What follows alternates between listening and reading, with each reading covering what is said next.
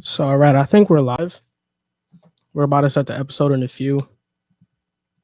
Just going to wait for some people to get in here. Or actually, I'm just going to do this real quick. I just want to make sure I didn't create multiples of one.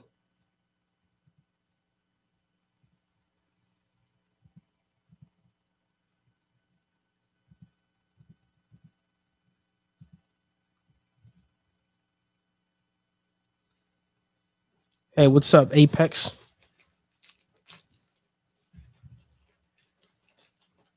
Charge my pen. So can you guys hear us? Is everything good?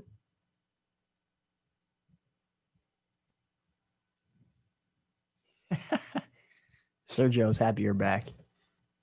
Yeah, I didn't even tell me. Oh, man. We're just going to promote this on social media real quick, then we'll start. I don't even see his comment. That was pretty fast.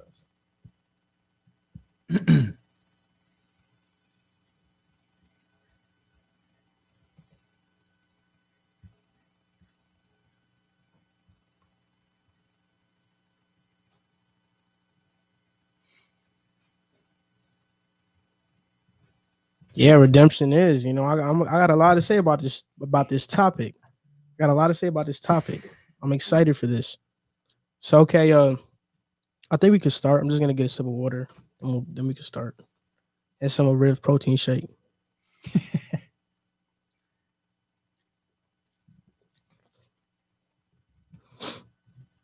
Ready? Yeah. 3, 1. Hello and welcome to another episode of the Pick a Side podcast. My name is Joe Moran and I'm here with Jack, Barteck, and Riv, and this is now episode 55. In this episode, we're going to talk about Derrick Henry, Deshaun Watson, then give our award predictions for the awards such as MVP and Comeback Player of the Year. After that, we're going to react to Larry Fitzgerald retiring, Justin Herbert and Justin Jefferson's great rookie season, and Tua's bad game against the Bills. Then we will finish off the episode talking about the Adam Gase firing and the Doug Pederson debacle versus Washington on Sunday night. So if you guys are wondering why we're not talking about playoff stuff in terms of the matchups and previewing for our audience out there that's listening, is because we're going to do another football episode later on this week, or we're going to do it just an individual episode for that. So we're going to preview all the wild card games, and we're going to do an NFL Pick'em edition of Wild Card in that episode as well.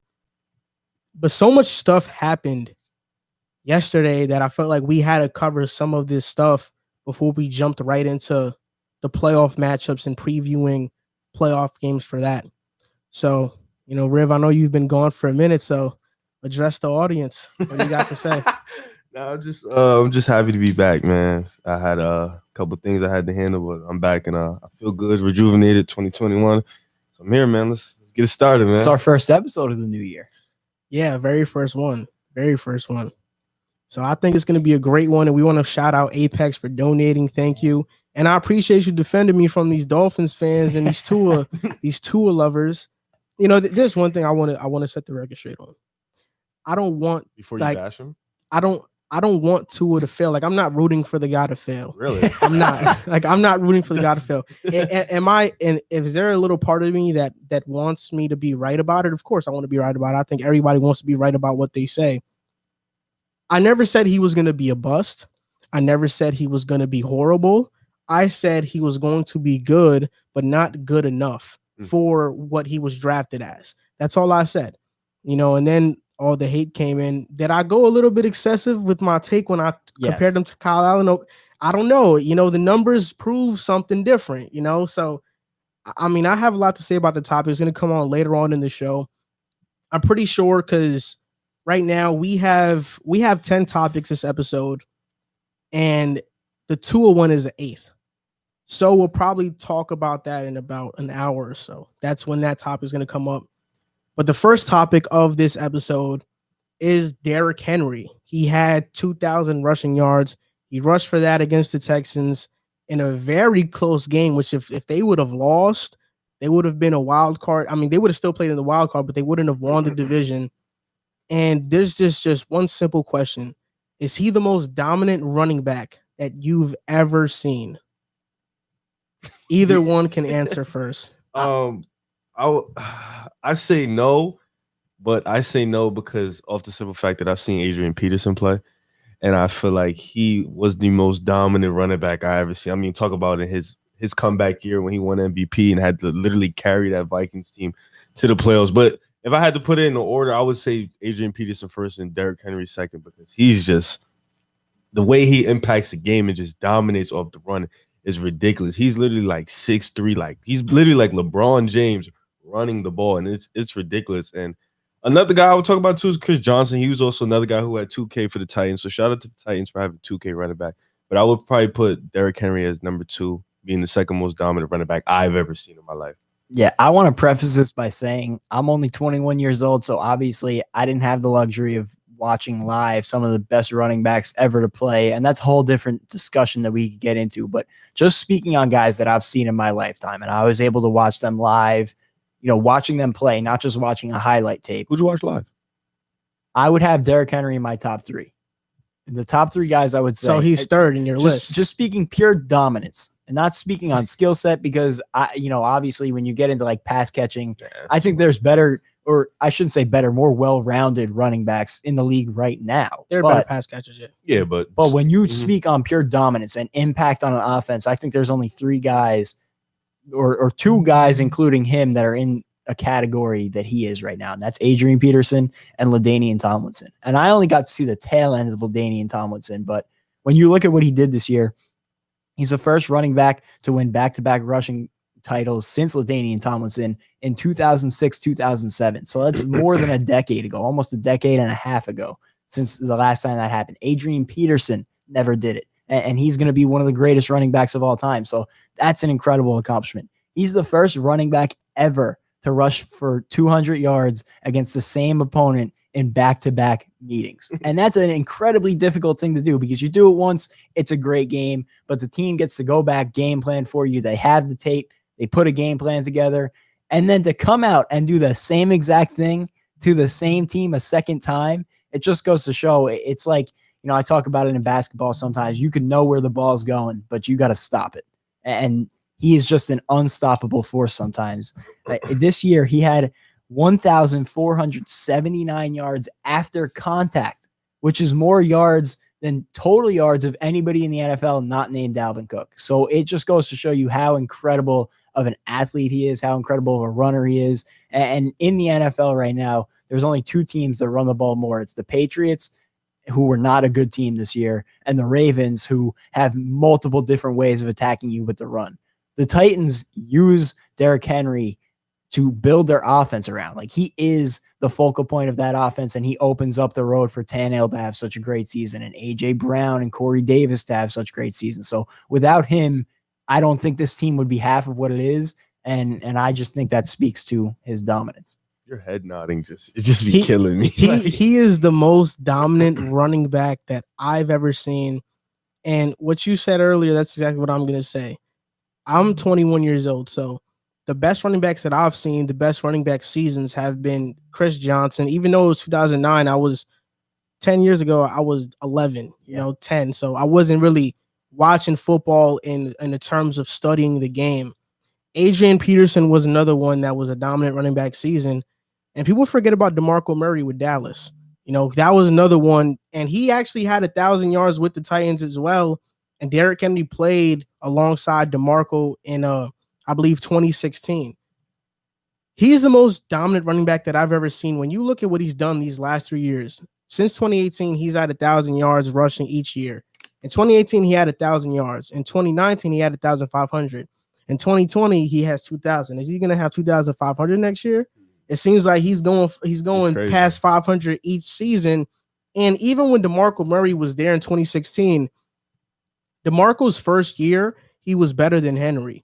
But in 2017, Derrick Henry only started 2 games, and he rushed for 744 yards and only started 2 games. DeMarco Murray started the most of those games, but Derrick Henry was just so much better than him in that second year that he got most of the carries and he took advantage of them.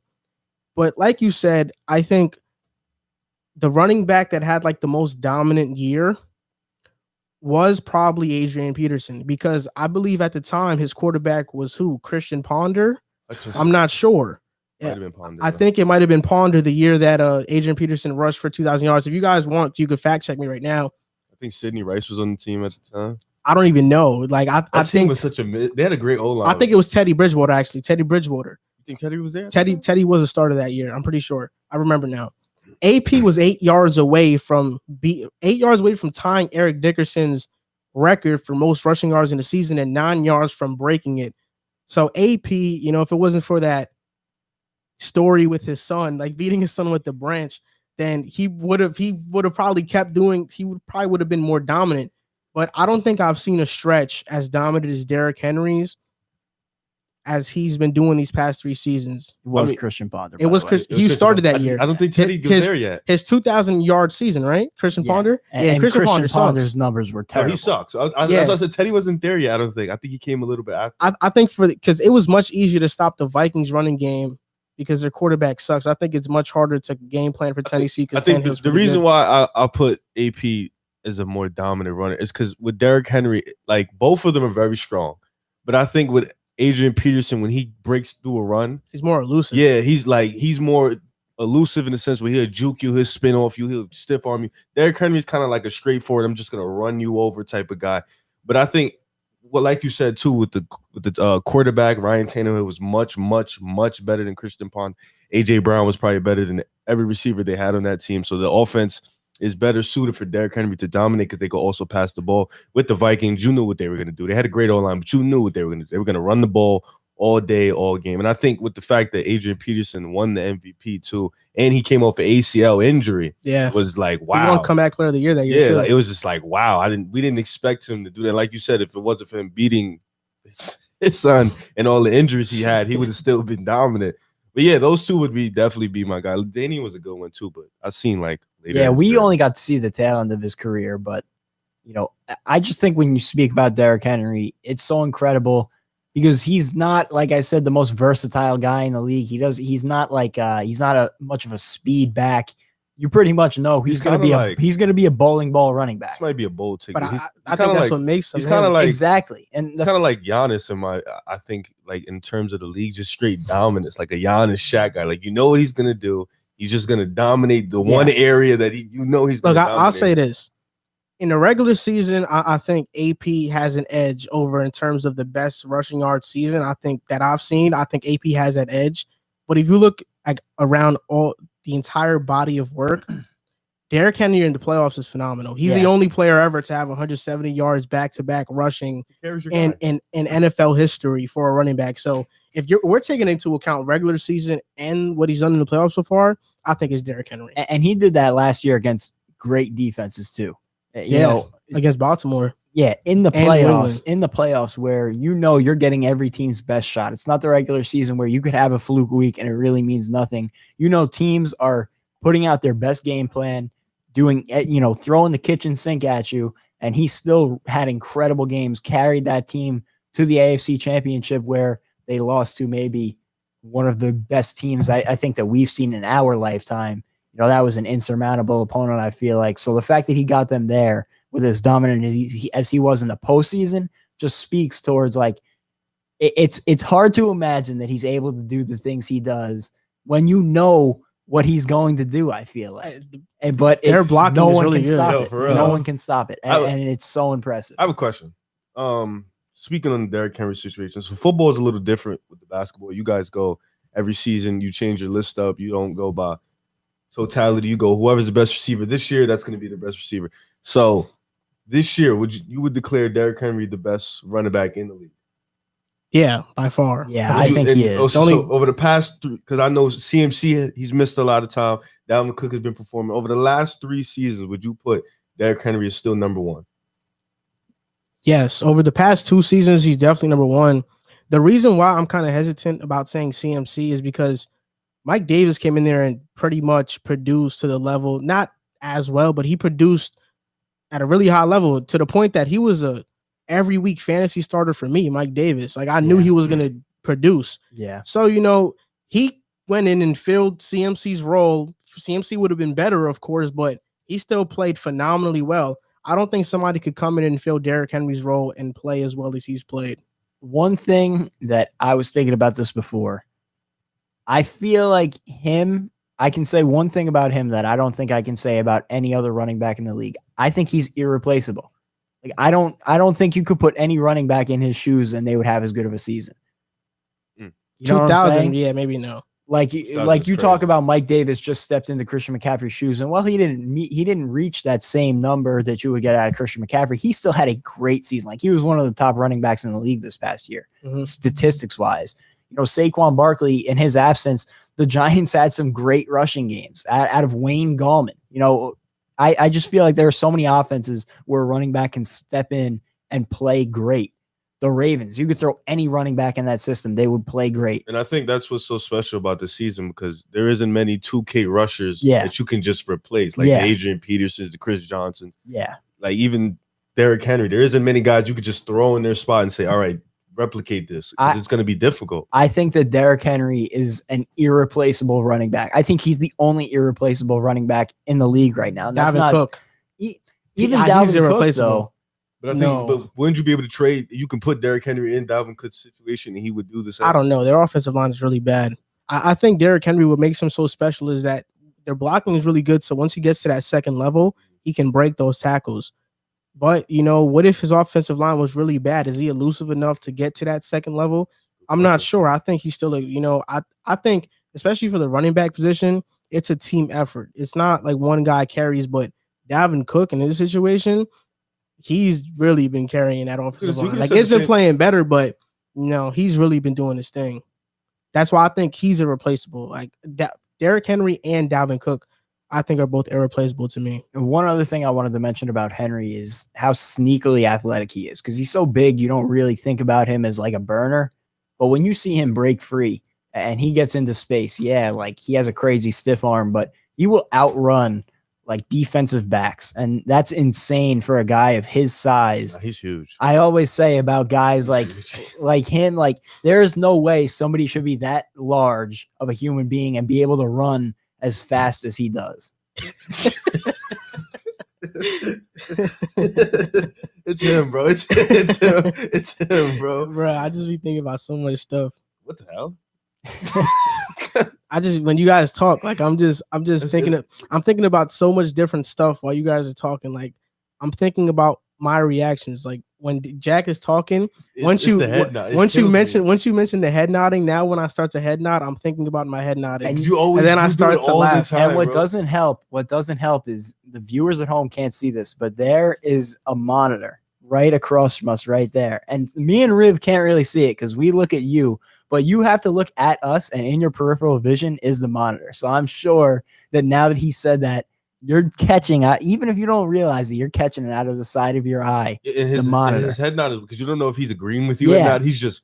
I see it too. When I have any, I'm just listening. I see him nodding his head, and I'm like, is he about to agree? Yeah, or that's is what he I'm saying. about Like to it's try one and time totally when we were eviscerate? talking about something, and he did the head nod repeatedly. So I'm thinking he's about to agree with you, and he was like, "Well, I disagree with you, Jack." And I was just like, "What?" Nah, because the thing is that like it's just weird because that's how I showcase that I'm listening. Like I'm listening. I'm like, I think it's even weirder if I just look at you straight on. Yeah. And I just go like this the whole time, because now you feel like I'm mad at you. Uncomfortable. So, and it's weird because since I sit here, when you guys are giving your takes, Jack is constantly looking at me. He's not looking at you the entire time. He's looking at me. So now if I feel like I look away at you, I'm ignoring what he's saying. So I sit in the weirdest position, and that's why I start to laugh because, like, I'm really catching everything in real time. Yeah, for real. But yeah, we went on about Derrick Henry and what Derrick Henry. He's sneaky athletic, and he's a large human being. That's what we're talking about. It's crazy. It's crazy. It's like him, guys like him, DK Metcalf, Chase Young, like it's unbelievable how they move so fast. You know what I'm saying? Like it doesn't make any sense. And I feel like every time he breaks off a run, I find myself, like how is that even possible? Yeah, I mean, he's great. But another player that's great that they faced off against that's also in the AFC South is Deshaun Watson. And in my opinion, Deshaun Watson just had the greatest quarterback season that went to waste in NFL history. Damn. Like, he had 4,823 passing yards, almost 5K, 8.9 yards per attempt, which was first in the NFL, and his passing yards was first, by the way, and a 112.4 passer rating, which is second in the NFL. Mind you, Deshaun Watson plays on a team that doesn't have a number one wide receiver. He plays on a team that doesn't have an elite running back. David Johnson kind of revived his career this season and, made up for his lost reputation. But then you look at the offensive line. Their offensive line is literally ranked 26 overall this season. Their offensive line is horrible, and it's been horrible since Deshaun Watson got drafted there. Any other quarterback that is in a situation like that usually plays bad, and we talk about how they're playing bad because of the situation.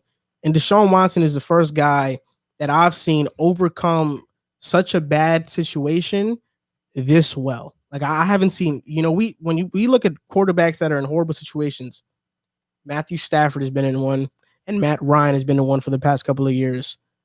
And they don't have these numbers. Yeah. Like, they don't have these numbers. Even Drew Brees from like 2013 to 2017, I believe. But even Drew, like, their defense was horrible, but their offense was never bad. Yeah, I was just going to say about all those guys you mentioned, like Matt Stafford, Matt Ryan, both of them have had great weapons during that stretch of time. And while Deshaun Watson had that with DeAndre Hopkins, now they traded him away for essentially a bag of peanuts. So it's like, what is he working with? That defense has been pretty bad pretty much his entire career. And now he lost his best weapon in DeAndre Hopkins. His number one wide receiver was Will Fuller, who played really well, but I think that was... And went down because he was suspended. Yeah, exactly. I think that was because of Deshaun Watson. The thing about Deshaun Watson, shout out to his girl. She's very beautiful, very beautiful. That's his thing about Deshaun Watson. That's all. No, that's all he got out of Deshaun Watson. It's pretty interesting because if you watch, I had to do some film today because you two guys, when it comes to this football stuff, you know what you're talking about. So I had to go in and do some little film work today. But new 2021 new river. Yeah, I had to go and do some film work. But this guy makes games that he shouldn't be in close. I'm talking about games that should be blowouts because this team is essentially not that good. He makes it into a game, and the fact that he has to essentially run for his life every game because that offensive line is so bad, and he makes it work. He makes play after play.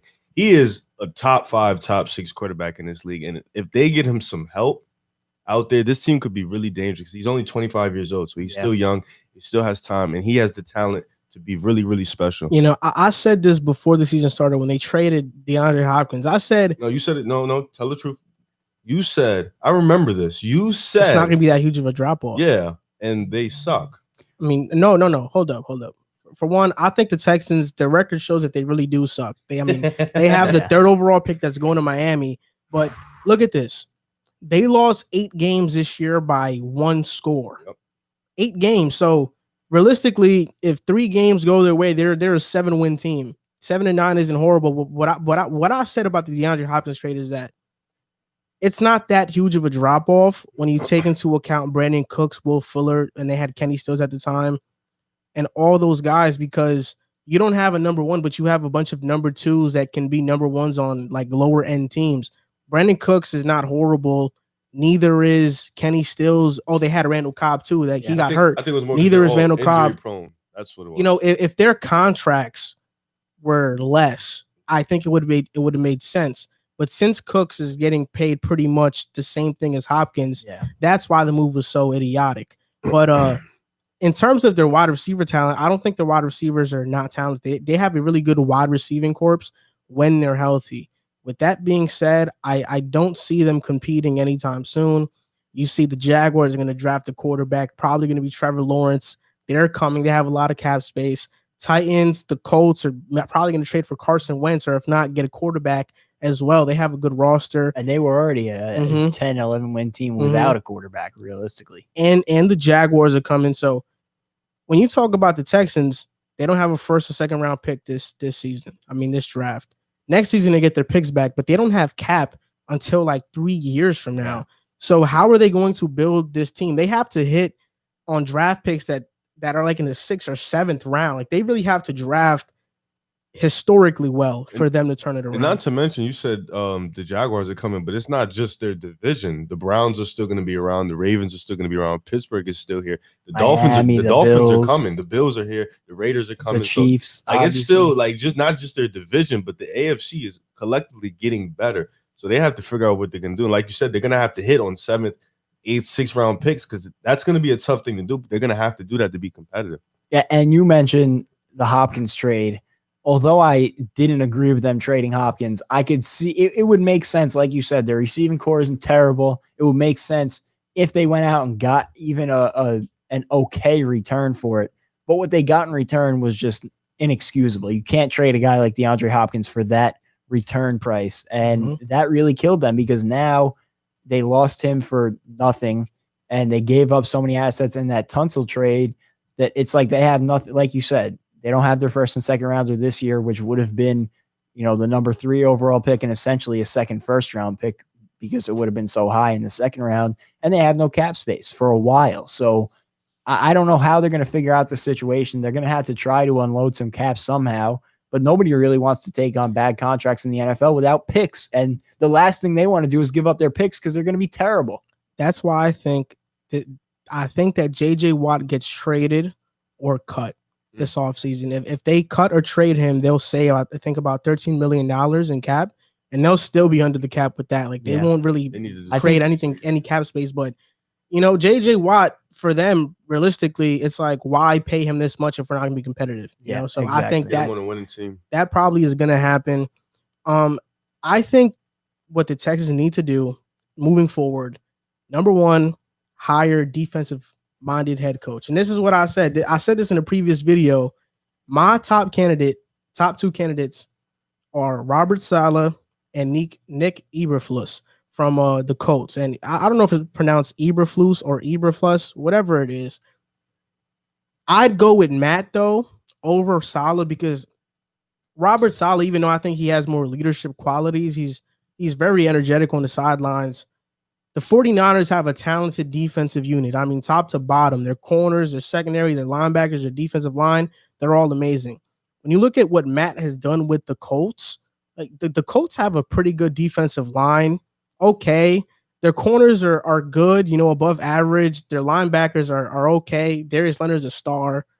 But the only stars, like they're stamped as stars on the Colts defense, are DeForest Buckner and Darius Leonard. Xavier Rhodes revived his career with them, and Kenny Moore is okay. But when you look at the 49ers, I mean, you have Sherman, Bosa. You have Fred Warner, Bosa, Eric Armstead.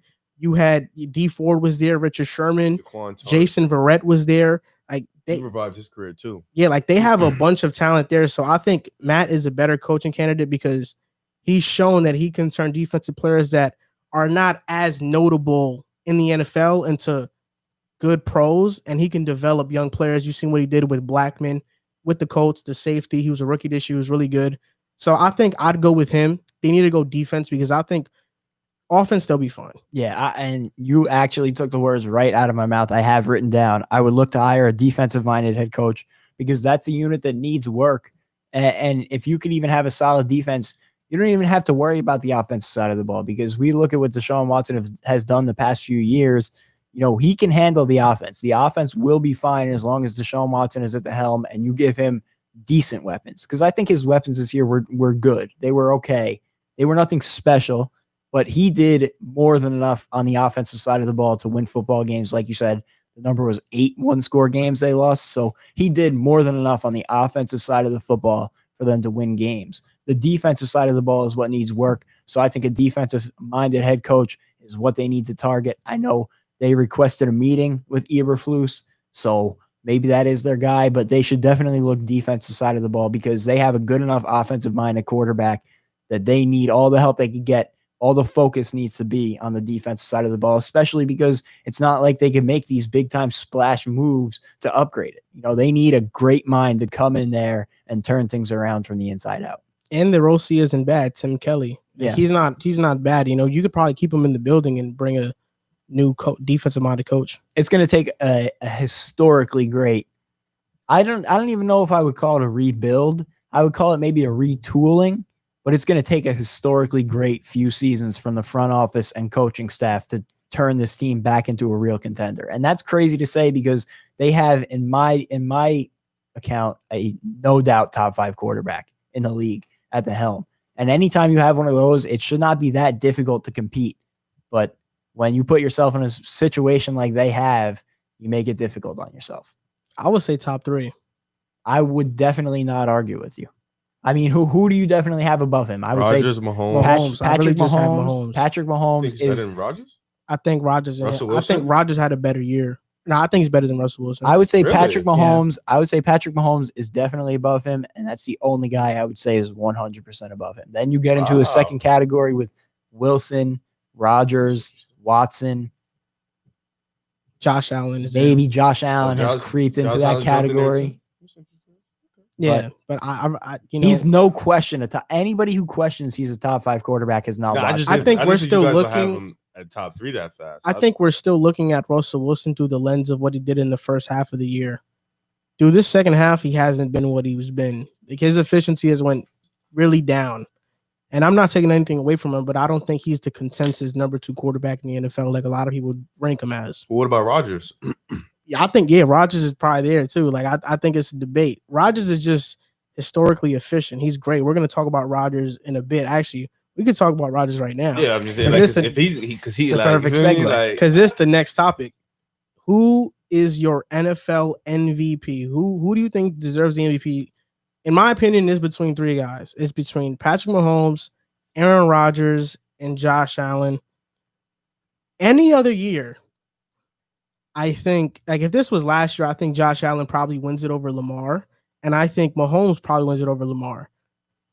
But this year, I just believe that Aaron Rodgers has been so great, so efficient, that he deserves the MVP. When you look at what Rodgers has done, he's thrown 48 touchdowns and only 5 interceptions. Josh Allen and Patrick Mahomes have thrown less touchdowns and more interceptions. And Rodgers this season has a 121.8 QB rating, which is the most efficient, that's the best QB rating since Aaron Rodgers did it early. I forgot what season, but Aaron Rodgers holds the record for the second most efficient season of all time. And now he holds the first with this season. And then, everybody's argument for these MVPs and these stats is, well, are you winning? Aaron Rodgers, they're a 13-win team. They have a bye. The Chiefs, they're a 14-win team. They have a bye. But 14, 13, it's like the same thing to me. It's just one more win.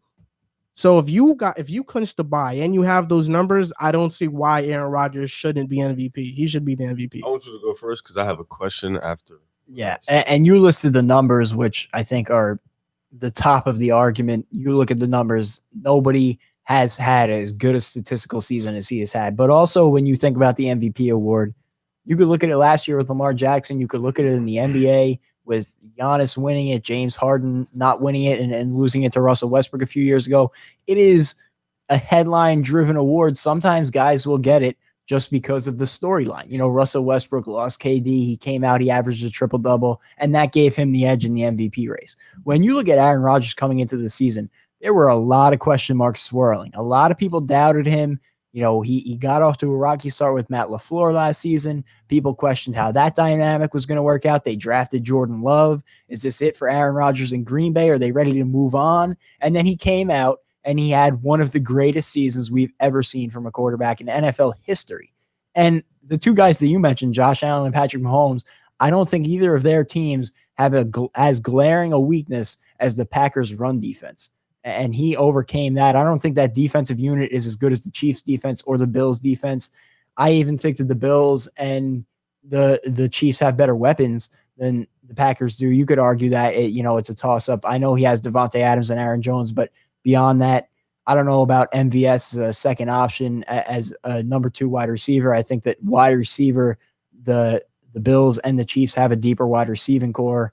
I don't think the Packers have that depth offensively. So I think situation-wise, storyline-wise, statistic-wise, any way you look at it, any lens you look at it through, Aaron Rodgers has been the guy this season. And I don't think anybody should argue against him for MVP.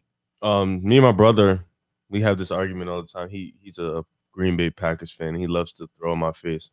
Aaron Rodgers is the MVP this year. Devontae Adams is the best receiver this year. And I have to give him props. I think Aaron Rodgers definitely deserves the MVP this year. When you look at the stats, he has out of the big three names, he has the best QBR. He has the most touchdowns. He has the best completion percent. But I want to ask this. Does Derrick Henry deserve to be in that conversation? Any other year, yeah, but the quarterbacks have been playing so phenomenally well this year that I don't think he's top 5 in it, but he's not top 3. So even with the 2K, he's the top non-quarterback. Okay, I think there's no question about MVP that. MVP is a pretty quarterback award. I feel like running backs, as it should be though, in my opinion. I feel like running backs don't really get their, aside from AP, obviously don't get their due diligence, but Derrick Henry, does he deserve to be in that conversation? The year that AP won it, though, I don't think there was any quarterback that was putting up this level of production. I can't even tell you. Because I think that, when did he win it? 2013 or 2014? I thought it was 12. Let me check. I want to make sure I get this. Yeah, right. because I think that year, Drew Brees, I mean, you could just put the top 5 MVP candidates that year and you could probably see their stats. Yeah. But like, in my opinion, the reason why I think Rodgers deserves it, and this is what I thought you were going to say, Jack, because when you mentioned the run defense, I agreed with you, but I thought you were going a different direction.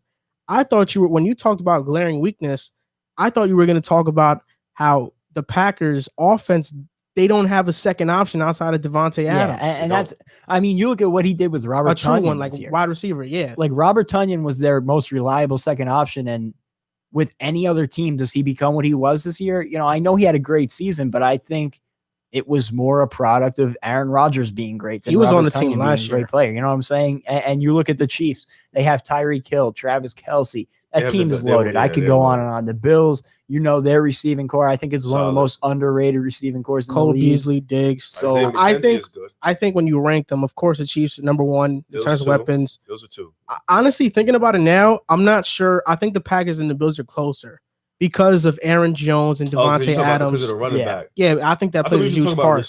But he catches balls out the backfield. Aaron Jones did deal with some injuries this year too, though. So there were games that he didn't play with Aaron Jones. Devontae Adams missed 2 games earlier in the season, so he had to deal with injuries too. Aside from the running backs, if you had to rank John Brown, Cole Beasley, and Stephon Diggs. John Brown was hurt for a lot of the year. So if you had to just rank Stephon Diggs and Cole Beasley, they'll both be right after Devontae Adams. Yeah, Devontae Adams is he's the best. He's the best one. Yeah. Yeah. I think it'll be Diggs, then Beasley. Even if John Brown was not healthy, you would still put him ahead of the Packers secondary. So but I think it's much closer because even though MVS is inconsistent, he's a great deep threat, and he really makes defenses stay on their toes because you always have to account for his speed. If he doesn't drop a lot of deep passes, he probably has way more yardage than he finished with this year. That's his fault. Jack, did you find the I'm looking top for candidates? Now. Let me see. Let me try to find it. Come on, bro. This guy. All right, so it was 2012 that he won the MVP. 2012 MVP finalists. NFL. Let me check. He beat out Peyton Manning.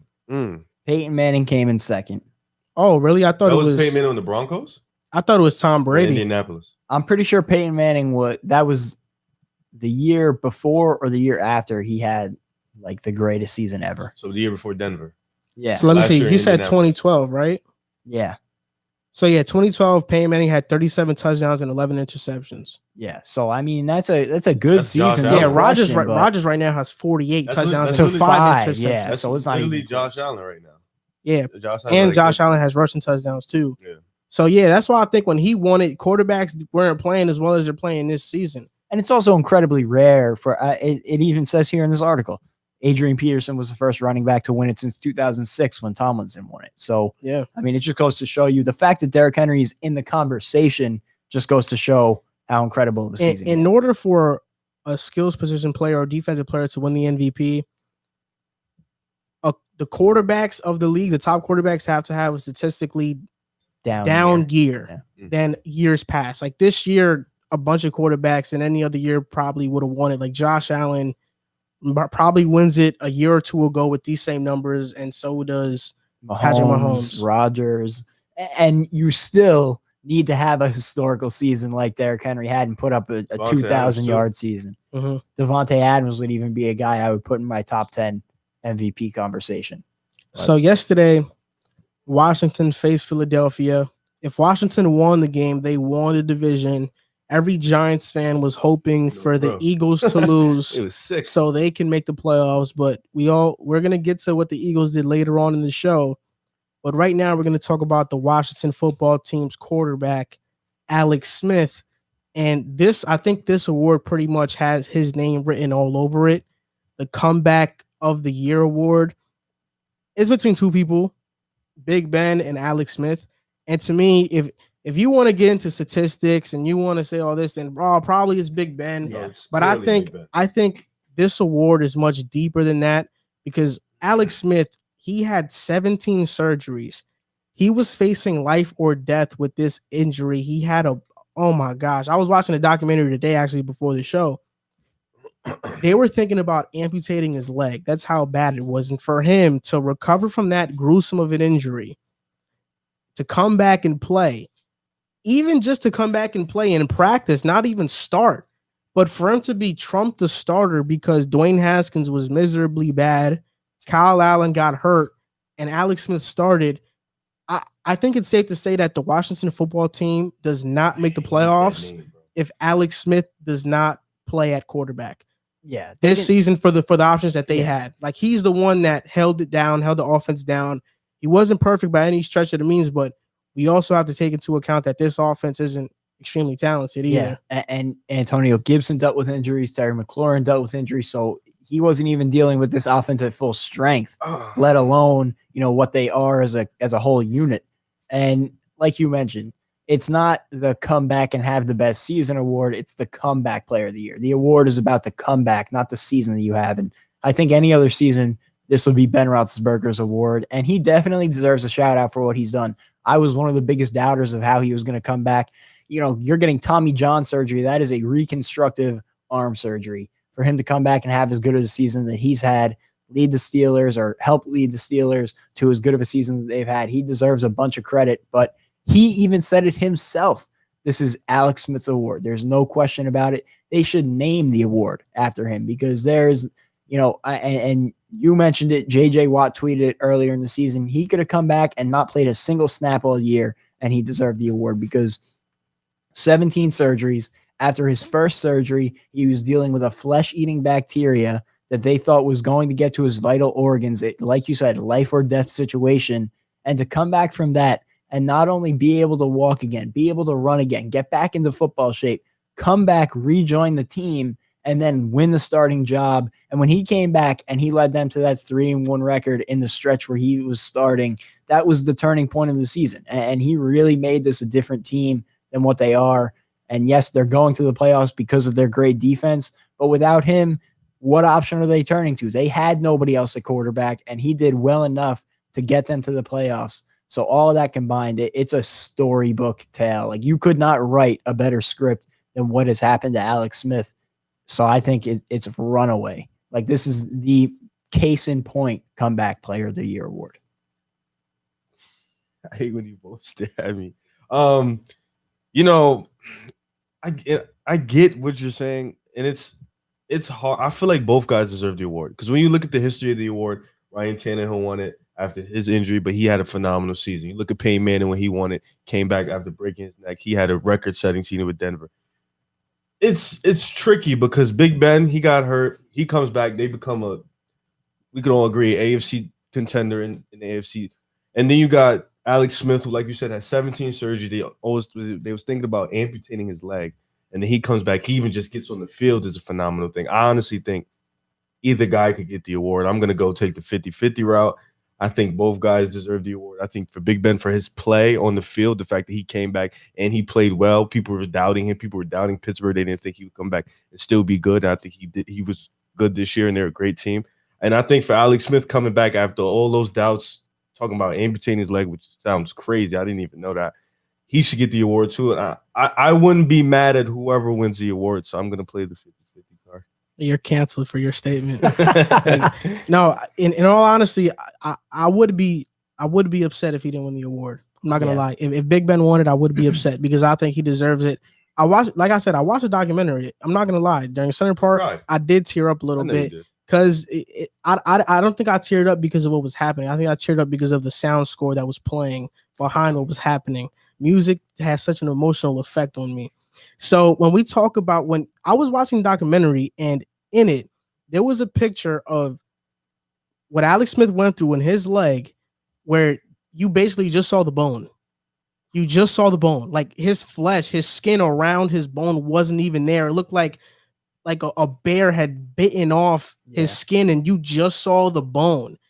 And they had to take basically like, I think it was skin or cells from other parts of his body to basically clear that up and make that like his leg again. It's completely insane. And I was talking to my dad about it yesterday. For a guy to get that surgery and then be like, yeah, I'm going to go play football again, where the same thing can happen again, or you can get hurt again. And he said that he wanted to do it because he wanted like to show his kids that it was like, anything is possible. And if you set your mind to it, you can do it. But just him coming back from that injury, I think he deserves this award 100%. Alex Smith is one of my favorite players. I liked him in Kansas City. Oh. I see where this is going. And it's not even like he came back and he played terrible. He came back and legitimately led this team to a playoff spot. And it wasn't an easy road. It's not like they ran away with the division. He had to come in and grind it out against the Giants, who turned things around at the right time, the Cowboys, who made a late run. It came down to week 17 having to get a win. And so if it wasn't for him, I don't think they're in the same position. So, and I'll talk about this too. We'll talk about Washington and Tampa Bay in the preview when we do the show. But that's a bad matchup for Tampa Bay. That's a bad matchup. Oh, your boys might get bounced? They won't get bounced. They'll win that game. Then they face Green Bay if they win. And then they'll beat Green Bay. They'll pummel Green Bay, and then they'll be in the NFC Championship. And depending on that matchup, they'll go to Super Bowl and then they'll win. We have this on recording. I know. I think that game, and again, we'll talk about it next episode. If they face Green Bay, they'll pummel them. I think that game, the Buccaneers and the Washington football team, is going to be much closer than people think it's going to be. That's my personal opinion. I think people have been sleeping on the Washington football team all season long. That defense is a scary unit. And if anybody's going to beat them, it's the Buccaneers, but we've known the Buccaneers all season long. They're like Jekyll and Hyde. You don't know what they're going to come out as. I think they're going to have a great postseason run just because I think Tom Brady is firing on all cylinders. But that Washington football team, man, I would not want to see them. And before we end off this segment, I just want to, this is not a paid promo. This is not no promotion. But if you guys are watching or you're listening and you do not have ESPN Plus, get the free trial or get it for like a week. It's only $5 a month. Yeah. Get it and watch that Alex Smith documentary. It's called Project 11. Maybe you can find it on YouTube or online or whatever I'm not telling you to pirate it. You can find it online, but it's called Project 11 and it's a great documentary, really well made. I think if you think about getting something like ESPN Plus, that would be the reason to get it for a little while just to watch that, because I think it's that great of a documentary. So now we're going to move on. A player, comeback of the year, Alex Smith. Most of us agree that he's probably going to win it. Riv has kind of a 50-50 opinion. But yesterday, news came out that Larry Fitzgerald is retiring from the NFL. I'm pretty sure he played 17 seasons in the NFL. Even though he wasn't the player that he once was this past season, I think he had a very down year. But, he is very old. We can't discredit that he had a phenomenal career. Second all-time in receiving yards, 17,492 yards. Second all-time in receptions, 1,432.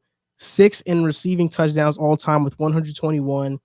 And a phenomenal stat is that he has more tackles than drops in his career, which means either that he doesn't drop the ball or his quarterbacks throw a shit ton of interceptions. It's one of the two. But he had an amazing career, and him retiring just kind of, shows me that I'm getting old. I remember buying the new Madden, and he was on the cover with Troy Polamalu with Madden 10. You're 21, bro. Yeah, that was 11 years ago, though. Yeah, but I get it. But that was 11 years ago. Wow. After hearing all those stats, I gotta ask you guys, where does Larry fit on the wide receiver list? He ranks better than everybody the Eagles have ever had. You're a Jets fan, bro. That's your guy up there. It's tough for me to rank wide receivers. There's been so many great receivers, but I think he's definitely top 20. Oh wow, top 10. I would go higher than that. I would have to take some time to sit down and list them out, but I would not be surprised to see him land in my top 10 after I made my list, just because the longevity, the numbers that he put up. It's a shame that he never got to win a Super Bowl, because if there's anybody that deserves it, he's the type of guy that deserves a ring. He almost did. Kurt Warner. Yeah, a grinder, a great leader in the locker room. You've heard countless stories over his long career of things that he's done and relationships that he's formed, guys he's helped out, what he's done for that organization. And it's a shame that he has not gotten a Super Bowl. I can remember that Super Bowl against the Steelers. That's 17 years. He is really one of the best figures in my NFL watching experience. Like, I can't imagine an NFL without him. Even though he didn't have a great year this year, like, I can't picture the NFL without him. We both talked. I'm thinking you're about my question. Oh, where do I rank him? Yeah, I don't know if I have him as high as other people have him. I think most of those, like, second all time in receiving yards and receptions, is due to more of him playing so long. But Jerry Rice, of course, is number one. Jerry Rice, Randy Moss, and T.O. I get those. Are Randy consensus. Moss, T.O. Then you get into the guys like it's so hard. Calvin Johnson. I'll rank Calvin Johnson AB. over him. Antonio Brown is his best. Like, maybe I'm not sure about AB so much. I think Julio Jones all time, I would take him at his prime over Larry. It depends on how you judge it. So I don't know. Like, wide receiver is such a tricky position, but in terms of, like, he's going to be a first ballot Hall of Famer. There was a stretch where he made 7 straight Pro Bowls from 2007 to 2013. And we mentioned this was a 17-year career, all with the Cardinals.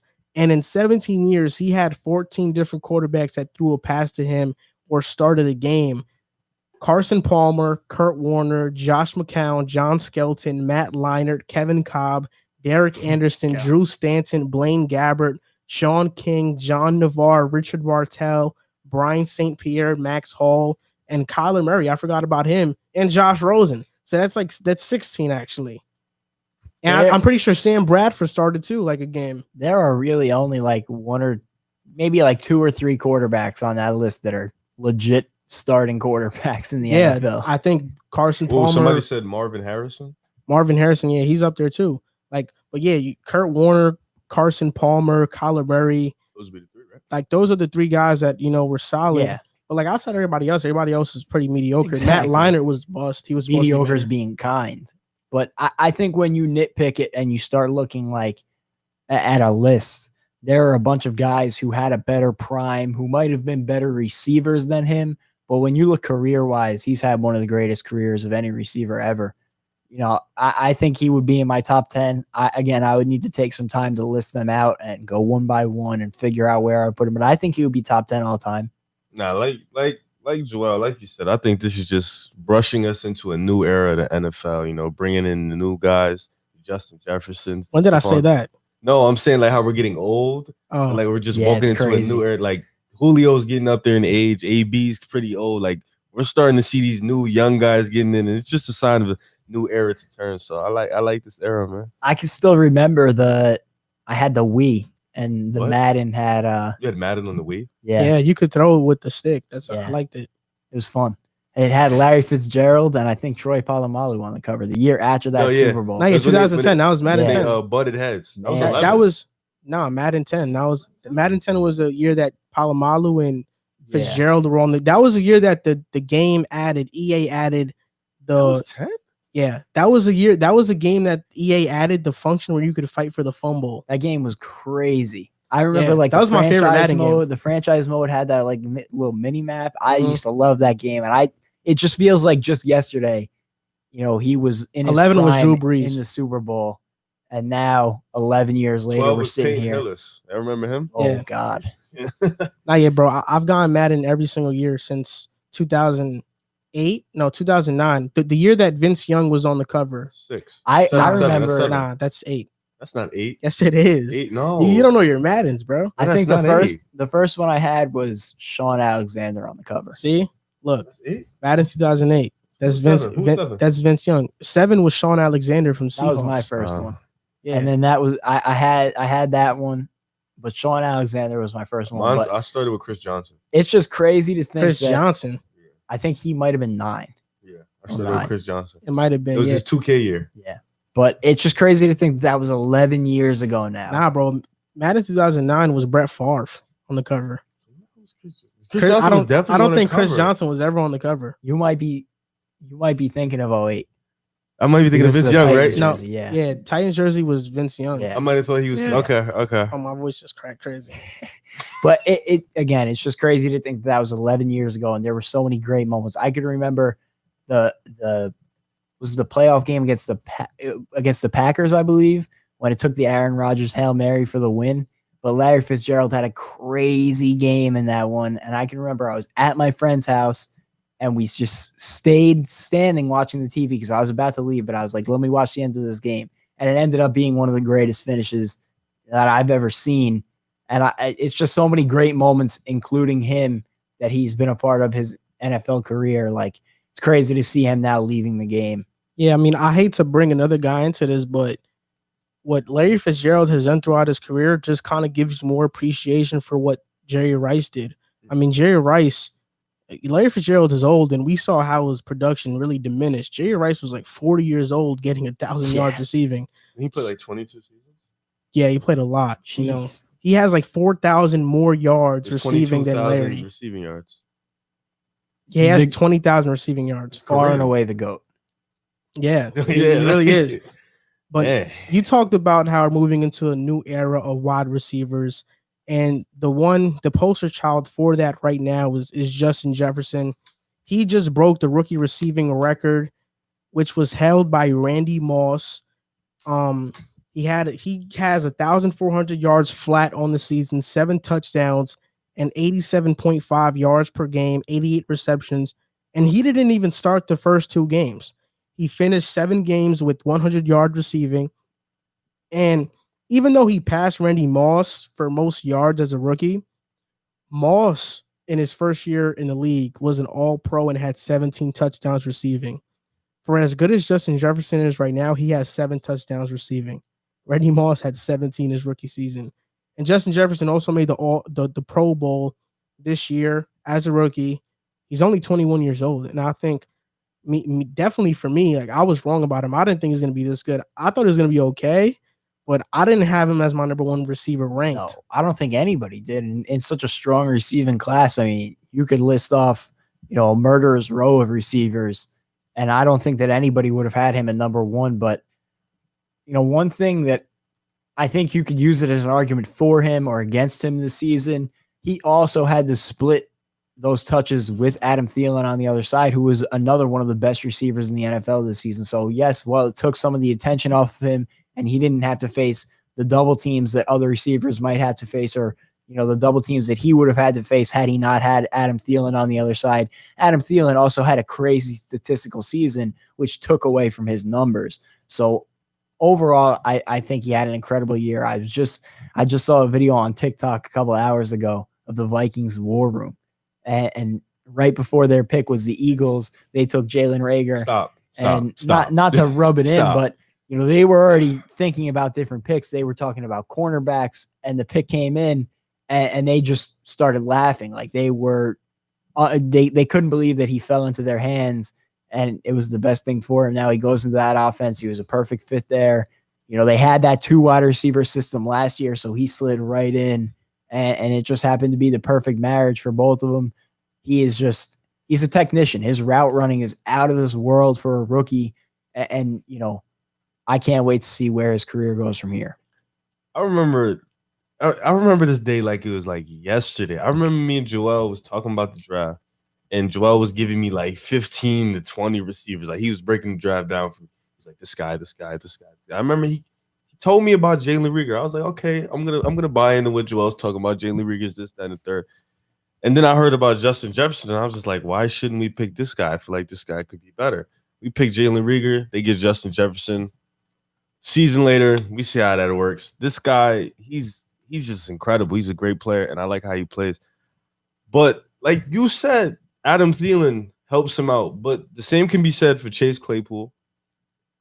The same can be said for CeeDee Lamb. Like there's other rookie receivers who play like Davon Mooney. I know people like him in Chicago. He has a number one. So there's other guys who benefit from these other receivers. I think this guy just showed that he's probably going to be their number one receiver for years to come. I think he surpassed Adam Thielen in a sense. I think other guys still got to get it going. Like CD, he benefited with Michael Gallup and Mari Cooper. So I think that's a knock on him in a sense, but I think it's more, shows, how for him to have that season with Adam Thielen on the other side. I think he's the only guy that really was at least neck and neck with that star wide receiver that he had, rather than you look at guys like CeeDee Lamb. He had statistically the third best season on that team. Around the league, other rookie wide receivers had great years, but their numbers were nowhere near on par with a guy like Adam Thielen. Justin Jefferson was that dude up as a top 10 receiver in the league this year, not rookie receiver, a top 10 receiver in the league this year. So, like you said, it could be a knock on him, but I think it just shows more how developed he is at this age. The fact that they trusted him with that many targets, that many big plays, I think it goes to show how far advanced he is at this point. When you trade a receiver as good as Stephon Diggs, you don't know if you're going to replace that production. And they did that and more. Like they replaced Stephon Diggs with somebody who I think is probably better than Justin Jefferson. And the biggest knock of him coming out of the draft was that he played with Joe Burrow. And I think what really hurt his draft stock was that in the national championship game, the guy who stole the spotlight was Jamar Chase. Yeah, a lot of people said he wasn't even the best receiver on his team. Was the guy who stole the spotlight, Jamar Chase, who's going to be in the draft this season. And Justin Jefferson kind of was in the shadow of Chase that game. What's funny about that, though? That's kind of like what happened to Devontae Smith in Alabama last year when he was playing with that big receiver. And then this year he showed out that he might actually be the best out of all of them. Yeah, so, that's the thing with Justin Jefferson. That's why I think his draft stock kind of went down a little bit. But, this receiver class as a whole was phenomenal. I don't think Jerry Jeudy has gotten a fair shot yet, but I think he's a good receiver. Henry Ruggs, the thing about Henry Ruggs is that he had a high bust potential because we kind of knew he's only mocked this high because he's super fast, right? And he hasn't been that guy. He's been hurt. He hasn't been that guy. But then you look at Denzel Mims, who's been really good for the Jets, and he hasn't really played much. But you look at Chase Claypool, you look at a guy like Darnell Mooney, who's been phenomenal. And there's a list of guys I can name too. CeeDee Lamb, T. Higgins, Laviska Shenault. You have a guy that I think once he gets his shine, he's going to be really good at Van Jefferson with the Rams. Like there's a bunch of guys, a bunch of rookie receivers. Gabriel Davis with the Bills. Like this receiving class was stacked. It really was. And for Justin Jefferson to be the best one, not only in this receiver class, but he's probably a top 7 wide receiver right now. It shows a lot. It really does. Yeah, I just can't get over the fact that, like I said before, he wasn't just a great rookie receiver. Like he was a great NFL receiver this year. And, I know a lot of people go through that sophomore slump, but a lot of the things that he does are not something that changes. Like he is just a spectacular route runner. And that's not something that's going to change next year. And that's the toughest thing to guard in a receiver. I know athleticism is a thing that catches more of the eyes, but route running is what gets you open. And he did that consistently this season. And if you want to watch just how good Justin Jefferson is, I wouldn't even say just watch the games. I'd say go on YouTube, search up Justin Jefferson, Brett Coleman. Brett Coleman does like a great breakdown on Jefferson, his route running, which you just mentioned, but also how he studies the game and he studies opposing cornerbacks to when he matches up with them. And he just breaks it down perfectly. And it just goes to show how much work Justin Jefferson puts in and week out, not only on his technique, but also on his film study and how he does analyzing these opposing cornerbacks that he's going to get matched up with. So another rookie who's doing phenomenally well. I know that you guys are waiting on the Tua topic. It's coming after this one. I just want to hear you. It's coming after this one. This is the cap. This is Justin Herbert topic. Once we finish with this one, we're going to talk about Tua. Justin Herbert, he had a phenomenal rookie season. You look, these are the records that Justin Herbert broke as a rookie quarterback. Total touchdowns, he had 36. Passing touchdowns, he had 31. Completions, he had 396. 300-yard passing games, he had 8. Multiple touchdown passing games, he had 10. 3 touchdown passing games, he had 6. And he was only 39 yards short of the passing record for a quarterback. And I think what's phenomenal about his season is that he had a high workload. He was passing a bunch of times a game, and he was still very efficient, highly efficient. And the only other quarterbacks as rookies that were really efficient were Dak Prescott, Big Ben, RG3, and Russell Wilson. And all of them had a phenomenal running game. Dak had Zeke. RG3 had Alfred Morris, who was a rookie that year too. And Russell Wilson had Marshawn Lynch. I believe it was Marshawn Lynch. So it's like Justin Herbert didn't have a great running game, was asked to throw a lot, and he delivered. And this topic is going to be about, what do you think is the best way for the Chargers to build around Justin Herbert, and talking about who they should hire as a coach, what should they do in free agency, and etc. I'll start with you, Jack. I think that first and foremost, well, the best thing that they could have done this offseason already happened, and that was firing Anthony Lynn. When you look at what happened this season, they lost 7 one-possession games. 3 of those games were losses of 3 points or less. So even with as bad as a job as Coach Anthony Lynn did, and as bad as that defense was, they were still right in almost every game this season. They were in shootouts with some really great teams, starting with the Chiefs in like his second start, I believe it was. It was his first or second start, and he played incredible all season long. So I think first and foremost, they had to fire Anthony Lynn, which they took care of. And I said it before with Deshaun Watson. I'll say it with Justin Herbert. I think it's most important to hire a defensive-minded head coach. You said this a couple of weeks ago, and you hit the nail right on the head. I think that the offense is in good shape right now. They have great weapons. They have Justin Herbert, who seems to be a top talent in the league at the quarterback position over the next couple of years. I don't think their line is terrible. I don't think they were that good this year, but I think they have potential. They were dealing with some injuries, so if they get back healthy, I don't think that line is in bad shape. I think Pep Hamilton at the quarterback coach with Justin Herbert is a great combination there. So on the offensive side of the ball, I don't think that needs the focus, just like I was saying with Deshaun Watson and the Texans offense. The defensive side of the ball has a lot of talent. So it's pretty incredible how bad of a unit they were. I know they were dealing with some health problems. So hopefully, first and foremost, they get back healthy. But second of all, if you bring in a good defensive mind, a guy like you mentioned it a couple of weeks ago when we did a segment on him, Robert Saleh would be a great guy for this unit. When we were talking about him with the 49ers, they have a lot of talent in San Francisco, but they also have a lot of talent on this Chargers defense. So he can come in, execute a pretty similar game plan. And if you could even get that defense to an okay level with the level that Justin Herbert performed at, and you're bringing back a lot of those guys this year, I think if you bring back at least a similar core, they should be in fine shape, but it comes down to the head coaching decision. If they get hit on that, I don't see any reason why they're not contending, in a season or two at most. Yeah. Yep. Well, I was doing, like I said, 2021. I'm on a new vision, so I was doing some research today. And like you said, one of the main things they did was fire Anthony Lynn. I think with all the mistakes that they made last year in terms of horrible special teams, blowing leads, I think this team definitely needed a new direction. The name that keeps popping up is Eric Bieniemy. The enemy. Yeah, the enemy. I think that's the guy who keeps popping up. They need an offensive coordinator. They need somebody who's going to unlock that inner demon in Justin Herbert. He already saw in his rookie season that he can be one of the best quarterbacks in the league. That team, like you said, is talented. They dealt with a lot of injuries on the defensive side last year. So you get a guy like Eric Bieniemy. You get a guy like Eric Bieniemy in there on that offense. This team could definitely make some noise. You get some help on that special teams to stop making mistakes, because that was one of their biggest problems last year was special teams. And then that defense, Derwin James comes back, and people forget he's one of the best safeties in this league. So you get him back. Chris Harris Jr., you get him back. He had an injury-riddled season. Melvin Ingram, Joey Bosa. You got to, they have talent on that defensive side. They just have to play together and stay healthy. So I think if everything plays in the shape, everybody gets healthy, I think the Chargers can be definitely a team that can pop out and make the AFC playoffs. Jack, I know that I said that I would go with a defensive coordinator, but I'm going to change my take. And this is why. And Rib, just to let you know, you got to talk closer to the mic. Oh, my God. Yeah.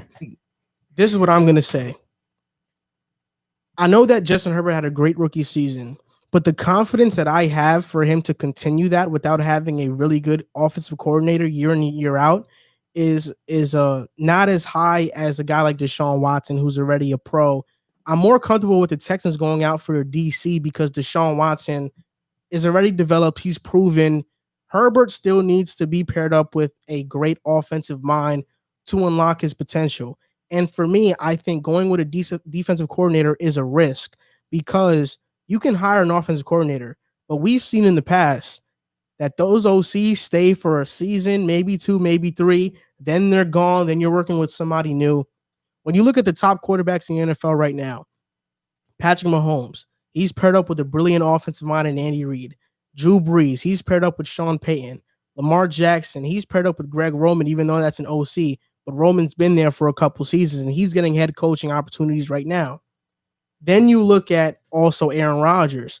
They brought in Matt LaFleur, an offensive coordinator. He had his most efficient season in his career.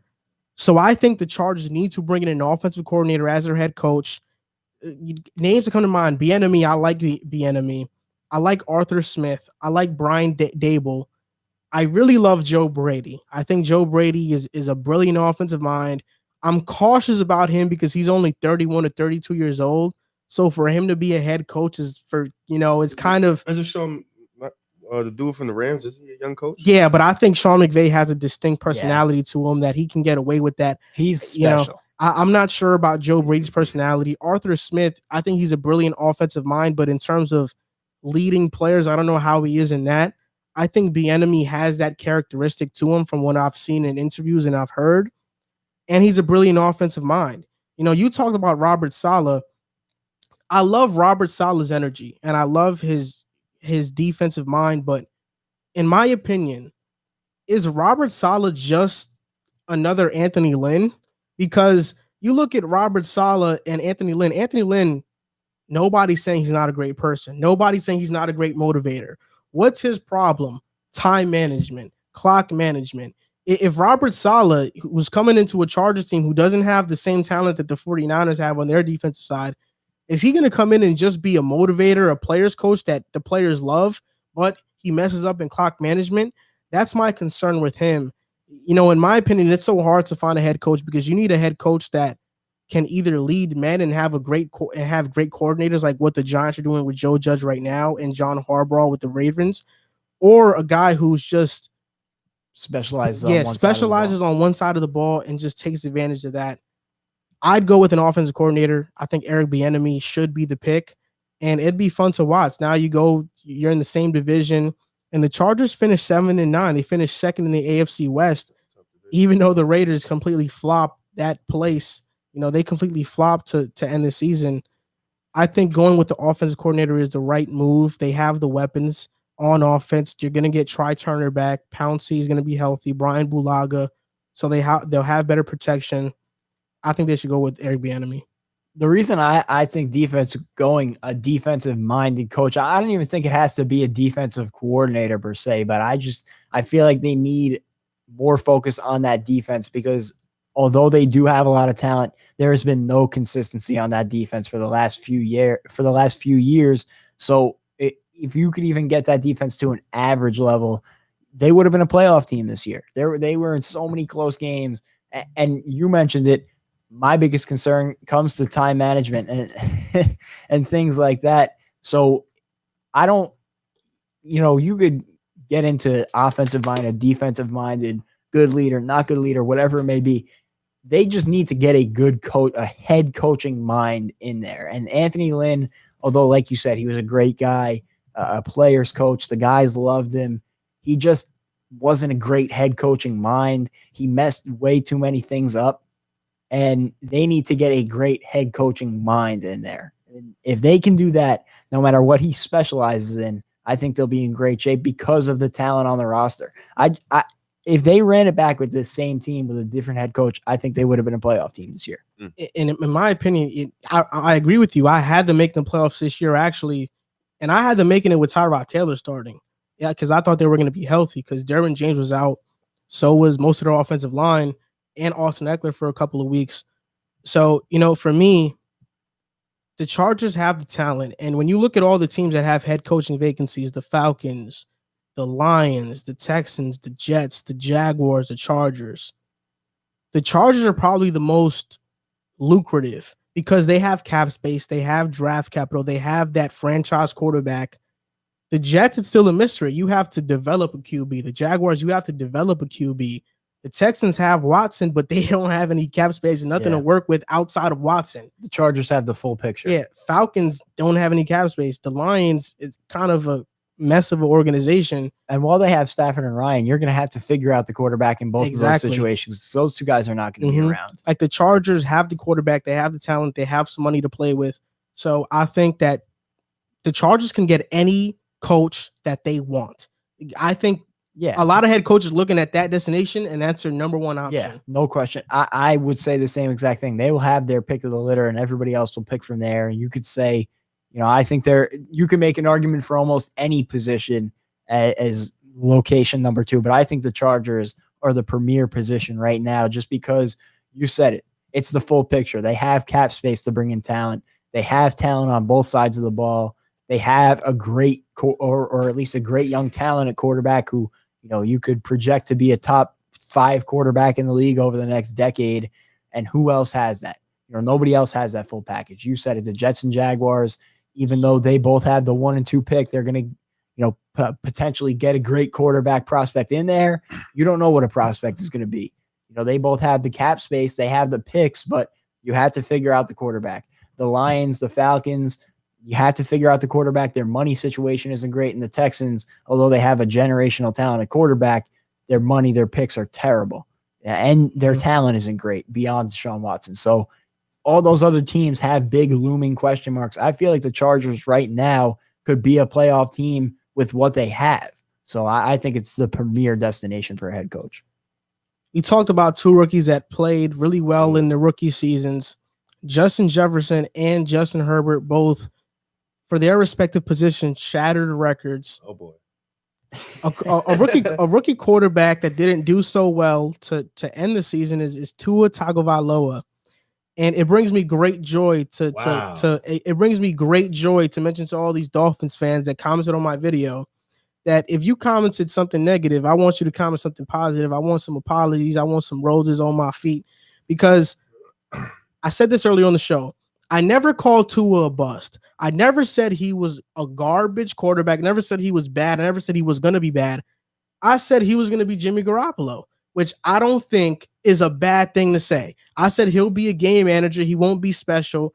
But the point that I actually made was that they will regret passing up on Justin Herbert, which I think should be a universal opinion, but Dolphins fans are delusional. So he had a horrible game. He threw 3 interceptions. He only completed 60% of his passes. And for all you Dolphins fans out there that criticize Justin Herbert, he only gets his yards because he throws 60 times a game. Well, Tua threw 58 times a game, and he had 3 interceptions. So now you see what happens when Chan Gailey opens up the playbook, and you guys were excited that Gailey got fired, but actually they retracted their statement, and he's still there. So maybe, just maybe, he opens up the playbook for Fitz and doesn't for Tua, because he understands Tua's strengths and his weaknesses. And he knows if he tries to play Tua the same way he plays Fitzpatrick, Tua's going to play like this. 2 of his interceptions were abysmal. Devontae Parker played. Mike Gesicki played. So he had his number 1. He had a great tight end too. To be fair, he had 11 drops. Were you going to let us talk first and then you went on your rant, or are you going to go on your rant first? No, I think he's going to go on. So the one thing I want to say before you keep going, I think one of his interceptions was abysmal. 2 of them, I don't really blame on it. Look, he had 11 drops by wide receivers. And listen to this. Tua's first 5 starts, the whole world was excited. He completed 61.5% of his passes. He averaged 178 yards per game, a whopping 178 yards per game. He had 7 touchdowns, 0 interceptions, 97.8 quarterback rating, and 6.3 yards per attempt. His last 4 starts, 68% completion. The completion percentage looks better, right? That's because he's dinking and dunking. He's only throwing to his running back. 220 yards per game, 229 yards per game, which is better. 4 touchdowns, 5 interceptions, 79.7 quarterback rating, and 4.9 yards per attempt. In this 4-game stretch, Tua is averaging less yards per attempt than Derrick Henry had rushing per attempt the entire season. This is a quarterback doing this. And look, at Alabama, he was throwing to Jalen Waddle, Jerry Jeudy, Devontae Smith, Henry Ruggs. Those are all first-round receivers. Henry Ruggs got taken first last season. Jerry Jeudy was the second wide receiver off the board, I'm pretty sure. This season, Devontae Smith's probably going to be the first wide receiver taken. Jamar Chase or Jalen Waddle will be probably the second or third, regardless of the order. So in Alabama, he had a Hall of Fame receiving group. I mean, these guys were the 2017 Golden State Warriors. They had Klay Thompson, Kevin Durant, Stephen Curry, Draymond. So look, this is my opinion on Tua. He has an average arm. He has limited mobility. He's timid when throwing. He's afraid to throw to guys who aren't wide open. And from what I've seen, I don't see that leadership characteristic. You can get away with it if you're a Dak Prescott because Dak Prescott galvanizes his players and he's a leader. I haven't seen that characteristic from Tua. And in my opinion, the Dolphins, they should draft the quarterback with the 3rd overall pick. No doubt about it. You should draft them because the only other options are Penny Sewell and Devontae Smith. You know, you can go that route, but one thing's certain, Zach Wilson or Justin Fields will be at number 3. Are you going to pass up on Justin Fields if he's there? They might haunt that. Are you going to pass up on Zach Wilson if he's there? My gut feeling is that the Jets take Zach Wilson. So then the Dolphins are going to be faced with another decision. Do we pass up on Justin Fields? We passed up on a quarterback last year and he turned out to be phenomenal. This might happen to us again. So in my opinion, you take a quarterback because even if a quarterback is a little bit better, it makes a huge difference to a team. You look at Jimmy Garoppolo, right? On the 49ers. We look at how great the 49ers are, right? But we see that Jimmy's holding them back. Dak Prescott, I would say, is better than Jimmy. Is there a huge gap between Dak and Jimmy? No. But Dak on the 49ers, does he not make them significantly better? That little bit of a jump in quarterback play makes a team that much better.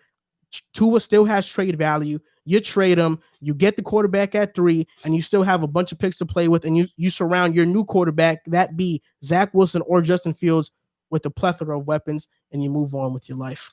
Brian Flores has a decision to make, and I think he'll make the right one and draft the quarterback. I'll go.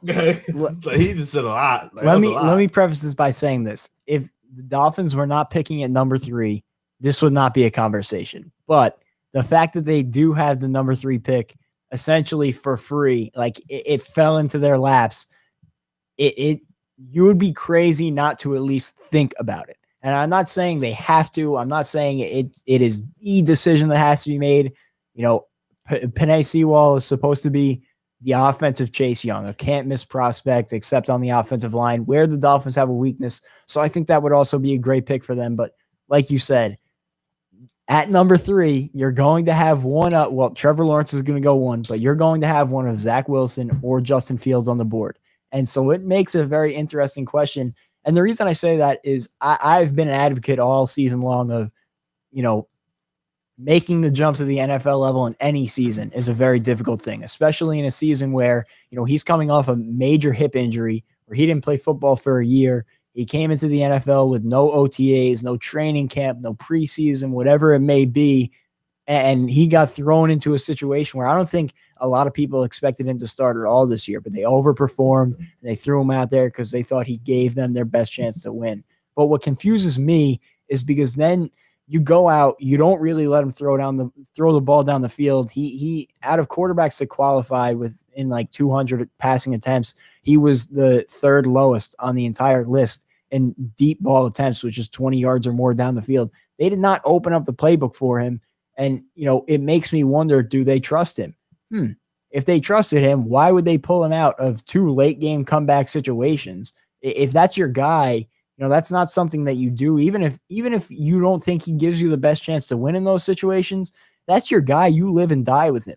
You know, you let him sink or swim out there because pulling him just destroys his confidence. So I just feel like you're looking at a situation right now. They kept Chan Gailey. If they had fired Chan Gailey, I would have said, okay, they made their decision. They're going to stay with Tua, and they're going to go with an offensive coordinator that they think can, really get him to the top of his value.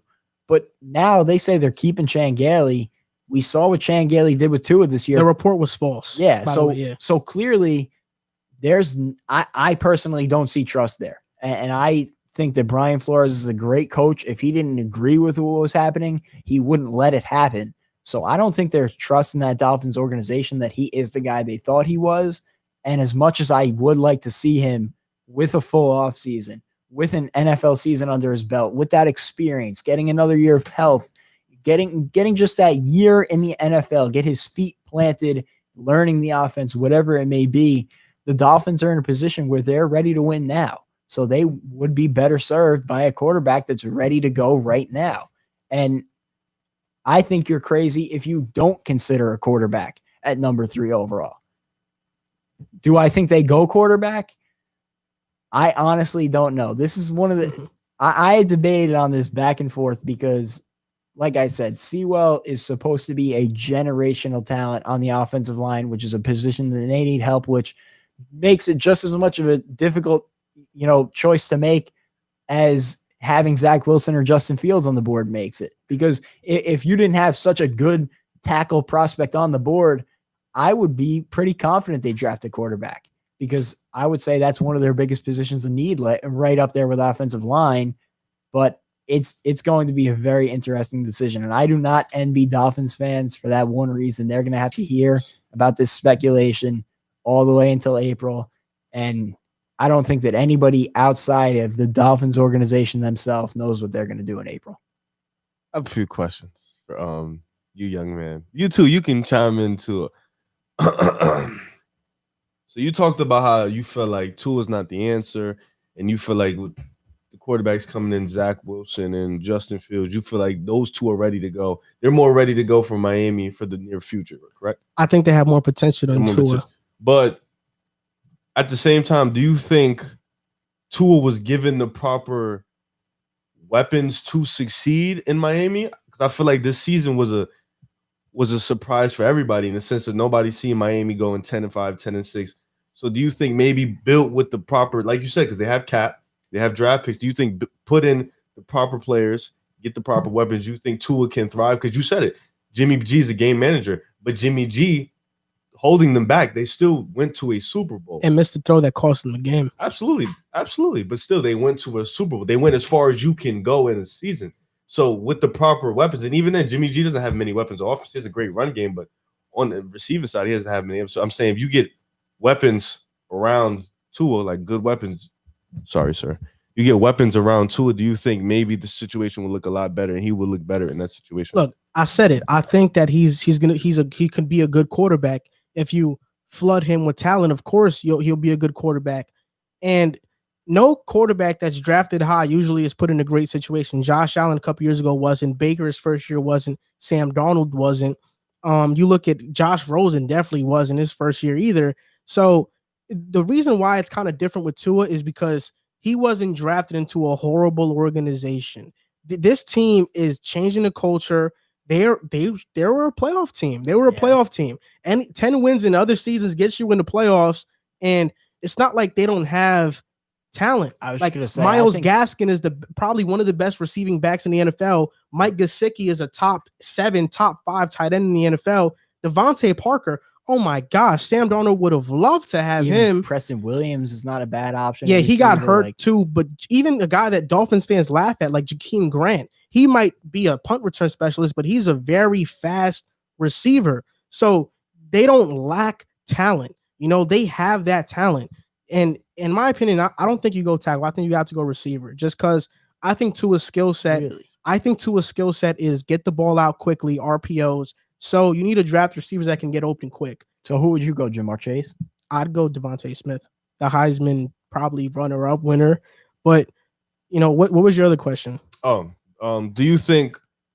Because I feel like Tua with all the quarterbacks this year, right? I feel like Justin Herbert, he came out, he was firing, even though people wasn't that high on him in college because of the tape. I feel like everybody knew what they were going to see with Joe Burrow, and we saw that with Joe Burrow. He was great. With Tua, we didn't see he got hurt in college, so we didn't see a lot of we saw his previous stuff, but we didn't see him for a year. He missed out. Do you think that injury still affects him in a sense? He's still getting the rust off? It probably, it most definitely does. Tua, before his injury, was the most efficient college quarterback in college football history. Yeah. So, he definitely showed a lot. But I think when you transition to the NFL, it showed your physical limitations show more in the NFL. Now you see Tua looks very small out there. He's only 6 foot compared to guys that are like 6'4", 6'5", and he doesn't have a very great arm. I just think that these quarterbacks like Fields, he's 6'3". Wilson is 6'3". Justin Fields he's very strong. He has a lot of muscle on him. He can run too, so you can do a lot of design stuff. I feel comfortable with Justin Fields, with Chan Gailey calling a designed run, Justin Fields getting tackled, and me not holding my breath. I mean, did you see what happened to him on Friday? With Tua, I wouldn't even think twice. I wouldn't even think about having him on a design run. Oh my God. That was crazy. And I'll talk about Justin Fields during the Jets segment, because I want to get into what I think about where they're going to go. But you said it. I just feel like Tua looked very, I don't even know if small is the right word for it, but he just seemed intimidated this year. Like, he was making big throws at Alabama. He did that. I don't have the numbers to back it up. I'm sure I could find them somewhere, but he was making big throws in the national championship game. He made a big throw, or not. It wasn't the national championship game. It was the college football playoff semifinal. He made a huge throw, 40 yards to win them the game. So like, I don't think it might have been the championship game. I don't think he lacks the physical ability to do it, but there is some reason, whether it is the play calling or it is him, and I still can't figure out which it is. You think it's lack of confidence because of the year? Maybe it is, but he's not throwing the ball downfield. I mean, you could look at the charts, you could watch the film. He doesn't throw the ball downfield. He coming into Sunday, he only had attempted 17 passes down the field, and 9 of them came in one game. And that was the best game he played all season long. So, and then when you look at the tape, Justin Fields and Zach Wilson have cannons for arms. You could get into their flaws and their positives as passers, but both of them have bombs of arms. And you saw it from Justin Fields in the college football playoff game, the one pass that he unleashed to Chris Olave, I think, deep down the field. That was a bomb. That was better than any throw you've seen from Tua all year long. And I still think he has the skills to become a good NFL quarterback, but it concerns me, this situation. I just feel like there's no confidence in him right now within that staff, especially from Chan Gailey, because when Ryan Fitzpatrick comes in, it's like they open up a whole new offensive playbook. Like, so, I'll say this, but before you go, I want to say, so if they do, you think drafting a QB will unleash some of that confidence back into Tua? No, I think you replace Tua. So you think he's just gone once you draft you trade him, there's no reason to keep. You could get good value for him out of a team that's in a situation where they don't have to win now. I'll finish it off on this. If people are still even watching this far on the segment on the clip, watching, so this is what I'm going to say. I'm going to segue off of what you said. If the Dolphins did not have the 3rd overall pick, this isn't a question. If they didn't have the Texans pick, and where the Dolphins projected to pick like their original pick, I think they're at 18. Okay, 18. At 18, you're not getting Fields. You're not getting Wilson. You're not even going to get Lance. You'll, at most, maybe at best, get Mac Jones or Trask. Hell no, you don't give up Tua for Mac Jones or Trask. Yeah. But you got a chance to draft Wilson or Fields. It's much different. If they don't have this 3rd overall pick, then this isn't even a question. You talk about moving up to get a receiver. But because you do, you got to think about the possibility, because these quarterbacks have more potential. See, I don't speak on this just because I'm coming of a place of malice and that I want Tua to not do well or whatever, because I think he can be a good quarterback. I'm saying this because you and I have firsthand experience with it. We had a quarterback in Sam Darnold that each year we were never picking high enough to get a quarterback. After Darnold's rookie year, we didn't have a chance to get Kyler Murray. If we did, maybe, we think about it. After Darnold's second year, after this with Adam Gase, we weren't high enough in the draft to have an option of getting Tua or Herbert. I guarantee you, if we were, the conversation would have been about replacing Darnold. If we had the 15th pick in this draft, the conversation is not the Jets selecting a quarterback at number 2. The reason it's a conversation is because we're selecting that high. We're selecting that high, and that's why we're going to get Wilson or Fields, I hope. And that's the same reason why the Dolphins should move off from Tua, and they're going to think about it. And they're not going to have another chance like this for years because that defense is special. Brian Flores is a great head coach, and at worst, I don't think they dip below like a 5 or 6 win team for the next few years. So they're not going to be back in a situation where they're drafting top 5 or so. This is a do or die chance for them to cut their losses. Sadly, first impressions matter. And Tua's first impression in the NFL, his first season, he's been benched twice, and in a final game to clinch a playoff spot, he threw 3 interceptions. That leaves a sour taste in a lot of people's mouths. Dolphins fans are probably even split on this decision now. And if Brian Flores was comfortable with benching Tua twice, what makes you think he's comfortable with not drafting a quarterback that he may see more potential in? I think Brian Flores is the type of coach that he's going to do what's best. And I hope that if they do have Fields or Wilson graded higher than Tua, they don't draft them just because they want to hold on to their pride. Because if you draft a quarterback that high and he doesn't pan out and you pass on Herbert, there's a lot of pride in that. And there's a lot of accountability on your part to own up to your mistake and to move off from your quarterback. So if they don't feel like Tua's a guy, hopefully they swallow their pride and they select the guy who they think can be better. Yeah, and my heart tells me that they draft the quarterback. I just have a feeling that that's what they're going to end up doing. Yeah. So talked about the Dolphins. They have the number 3 overall pick. We don't know what they're going to do with that. Now we're interesting. It's going to be really, really interesting to see. Now we're going to talk about the Jets. They hold the number 2 overall pick. And while that's exciting, I think what's even more exciting for the New York Jets is that Adam Gase is finally gone. He's finally fired. In 2 years with the Jets, he went 9-23. They were 32nd in yards per game and they were 32nd in offensive yards in his 2 years there. And in 2019, they were 31st in points. 2020, this past year, they were 32nd in points. So the offensive guru didn't live up to his name. Jamal Adams left. Le'Veon left. Williamson left. McClendon left. Robbie left. All players that we were extremely excited about going into this new coaching era that were supposed to be our building stones for the future, with Darnold as the franchise quarterback, but we all know that's not true. And the question is, do you think that Adam Gase is the worst coach in Jets history? I think he is, personally. And, you could make arguments for some other guys. I know a lot of people like to make the argument for Rich Kotite, who had an even worse winning percentage as head coach. But I think that the reason he's the worst Jets coach ever is not it's definitely because of the record, and the record is what makes it stand out, but it's the way that they lost over these last 2 seasons, because I think last year the Jets had the talent to be a playoff team, and even this year they had the talent to at least be competitive. I know they had those 2 wins, and they were in a handful of other games. They had the talent to win football games. I don't think when you look up and down the roster, there's any question about that, but just the way they lost, the poor decisions that he made, coaching wise and managing the locker room wise. He ostracized star players.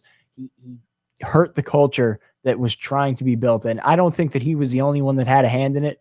I don't think Mike McCagnon helped with the decisions that he made going into his first season, but Adam Gase was far and away the problem. And I think if you gave the Jets a good head coach over the last 2 seasons, I think last year they could have at least been a playoff contender. They were almost a playoff contender with Adam Gase last season. And then this season, I think they wouldn't have been in the same situation. Jamal Adams probably still would have been a Jet. Robbie Anderson probably still would have been a Jet. Le'Veon Bell. So they would have been a totally different team. But not only was it the losses, but just his handling of the head coaching position that made him so bad. On top of the fact that you look at the other candidates that were up for the job, a guy like Eric Bieniemy was the guy that I wanted. And now look, he's led one of the most prolific offenses in the NFL the last 2 seasons, and he's a top candidate for the job now.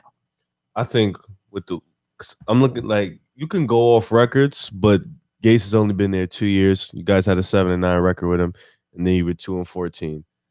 That is probably the worst record you have had in the past decade. And like you said, Jets fans have talked about it for the past 2 years. You've been wanting him out. The way you guys lose games, the way you guys walk in with game plans, it's, excuse my language, a shit show. And then when you see the way he's constructed, like you said, losing Robbie Anderson, essentially getting Le'Veon Bell, but getting him no help on the offensive end. So it's like, what did you get him for? Putting no weapons around Sam Darnold, essentially, when he is a good talent. He can ball. He just hasn't really had the right situation around him. I mean, Gase, when you look at it and all that, in 2 seasons, how bad he turned the Jets, you have to say he's the worst coach in history. I mean, Todd Bowles, he had you guys fighting. You guys were 10-6. You guys, at one point, you didn't have talent, but Gase had talent.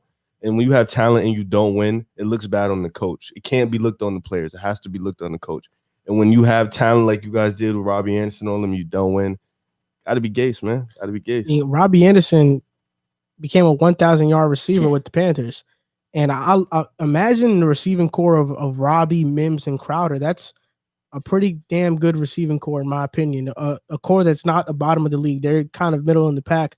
Dolphins fans are probably complaining about that type of receiving core, though, because they love to make excuses for quarterbacks. No, that's a good receiving. But I mean, look, in Adam Gase's 5 years as a head coach, not even just with the Jets, with the Dolphins too, his teams have been outscored by 544 points. His teams have been outscored by 544 points. Teams have trailed after the first quarter by 210 total points. He's 35-48 career, 35-48, and his career losses have come by double digits. 35 of his 48 career losses have come by double digits. 27 of his 32 career wins have come by 1 score. And Adam Gase is definitely the worst coach that I've lived through as a Jets fan. I mean, as a Jets fan, when I started watching football, I was very fortunate because I started really watching when Rex Ryan became the coach. You know, just heading out of that Eric Mangini era. So I've been there for Rex Ryan, Todd Bowles, you know. And even though Todd Bowles didn't do a great job, like, I always felt like he cared about what was happening. He was a leader of that team. Like, and every week we went out and competed. I never felt like I felt with this Jets team. I didn't feel any hope with this. I just feel like in the past 2 years, you guys have had the most drama on the team. Even with Bowles there, like, you didn't hear a lot about the drama in the locker room, guys wanting out and all that. With this guy though, it's like every week it's something new, and it's like, damn, bro, like, it can't, like, if 10 people say something about you, it can't be wrong. You know what I'm saying? Like, it gotta be you. So it's like, maybe if 100 are saying the opposite. I don't know. Like, at one point, it gotta be you. And I feel like with all the drama and the circus going on in New York, it's just like, man, it gotta be him, bro. Yeah, you know, I didn't live through the Richie Kotite era, so I can't really say that. Bro, are you serious? Who was worse or not? Richie Kotite. What was that? When was that? That was the worst winning percentage in Jets history. 1996 him or 97. Him and Lou Holtz are the only 2 coaches in Jets history to have a lower winning percentage. What's his last name? Richie Kotite. Kotite. Yeah, you were 1-15 and 3-13. So yeah, I mean, definitely through what I've lived through, Gase has been the worst. The reason that we were so good last year is because the schedule that the Jets played was horrendous. So yeah, the fact that the teams you were supposed to the fact that the Jets went 7-9 against that schedule last year was embarrassing. Could have went 9-7. It didn't get enough eyeballs on it that they went 7-9 because of how bad the schedule was, and the record didn't look that bad, but when you saw it, it was glaringly obvious that there was a coaching issue. If the Jets rebuilt this the right way, what Buffalo was doing is what the Jets would have been doing right now. And yeah, I've said it. Surrounding Josh Allen with talent. But in your guys' opinion, our viewers that are watching and listening, do you guys think that Adam Gase is the worst Jets coach in their team history? 41 is pretty cool. I don't think we've had 40 people watching since NBA draft. So shout out to you guys. No. So let's answer. Wait, so let's hold on. Hold on. Let me explain. It's my first day back. So listen. You know what I mean? So listen. Ashton Vega asked us, what is y'all's favorite team? So I guess we'll just answer that question real quick. So I'm a Jets fan and I'm a Knicks fan for basketball / a Rockets fan too. Yo. So who's your favorite team, Riv? If we're doing that, Eagles, Warriors, Bulls. I'm a Jets and Net fan. I don't have a second team. I'm loyal to the soil. 10 toes. I'm not even a Warriors fan. I'm just a Steph Curry fan. No, but I will say before we move on from the Jets, I don't think that the Jets are as far away as people make it out to be. I do think Sam Darnold's going to get traded this offseason. I think they're going to draft a quarterback, whether it be Zach Wilson or Justin Fields. And I know I've been very down on Justin Fields, but one thing I want to say, and my confidence, I never want to make my decision on a guy based on one game, but what he did in the college football playoff semifinal really cemented the point that I'm about to make. There are 4 things that you cannot argue about Justin Fields. He's a great leader. He's a great kid from all accounts. He's a very smart kid, and he's a hard worker. And if you put those 4 things together with the physical tools that he has and you pair it with a good head coach, it's a recipe for success. And so I don't think that he would be a bad choice. I don't think that Zach Wilson would be a bad choice. I think he's a bit more of a project, but I think he has a higher ceiling. And if you could get the quarterback right, there's a lot of talent on this Jets roster. Yep. They were not as bad as their record showed. They have $70 million in cap space. They have the second best draft capital this year, and they have a few extra picks next year. So I think that this could be a very quick turnaround. You look at the Dolphins last year, and that's the model that I'm looking at for the Jets to follow. You go out, you hire a really good head coach like they did in Brian Flores. You hopefully get the quarterback right, and you could be competing quickly. I'm sorry, the comments were so stupid. It was just so this last segment is about close to the year. So this last segment is about the Eagles. And you say our team name like that? And the question is, did Doug Pederson cost the Giants a playoff spot deliberately? And what do you think is the problem in Philadelphia? I'm going to start with you, Riv, since that's your favorite team, since you like birds, and that's your favorite team.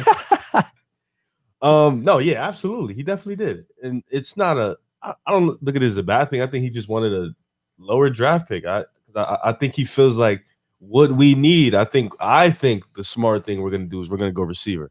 And I think he feels like receivers won't be there at the pick we were going to get if we would have won.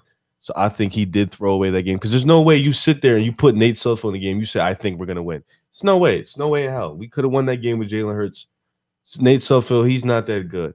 Now, what was your second question? You said what's the problem in Philly? 50%. This year, I get 50% Carson Wentz. The offensive line is old and injured. The receiving core is not good. Alshon Jeffrey and Deshaun Jackson, we got to let them go. They're not that good. Defense, this is the first time in a while our secondary has been really, really well. They were 9th ranked this year, our secondary. Our defensive line, they struggled early, but they got up late, but they're getting old. So I think overall, we're in cap hell. Age is killing us. I think the front office, we're kind of in a loop now, especially with the quarterback situation. We don't know who to go with. Jalen Hurts had a few good games, but Wentz, allegedly, him and Peterson are having issues, but they allegedly are good friends. Zach Ertz, we haven't paid him, so we don't know what we're going to do.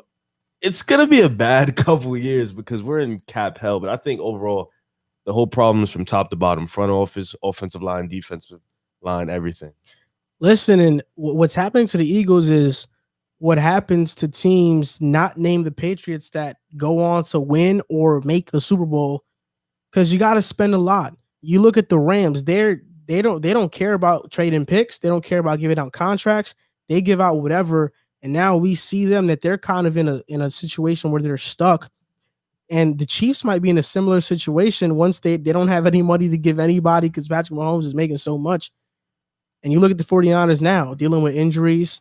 They're soon going to be in the cap hell. If they pay Jimmy, they certainly are. So this happens to those type of teams. Did Doug Pederson cost the Giants a playoff spot?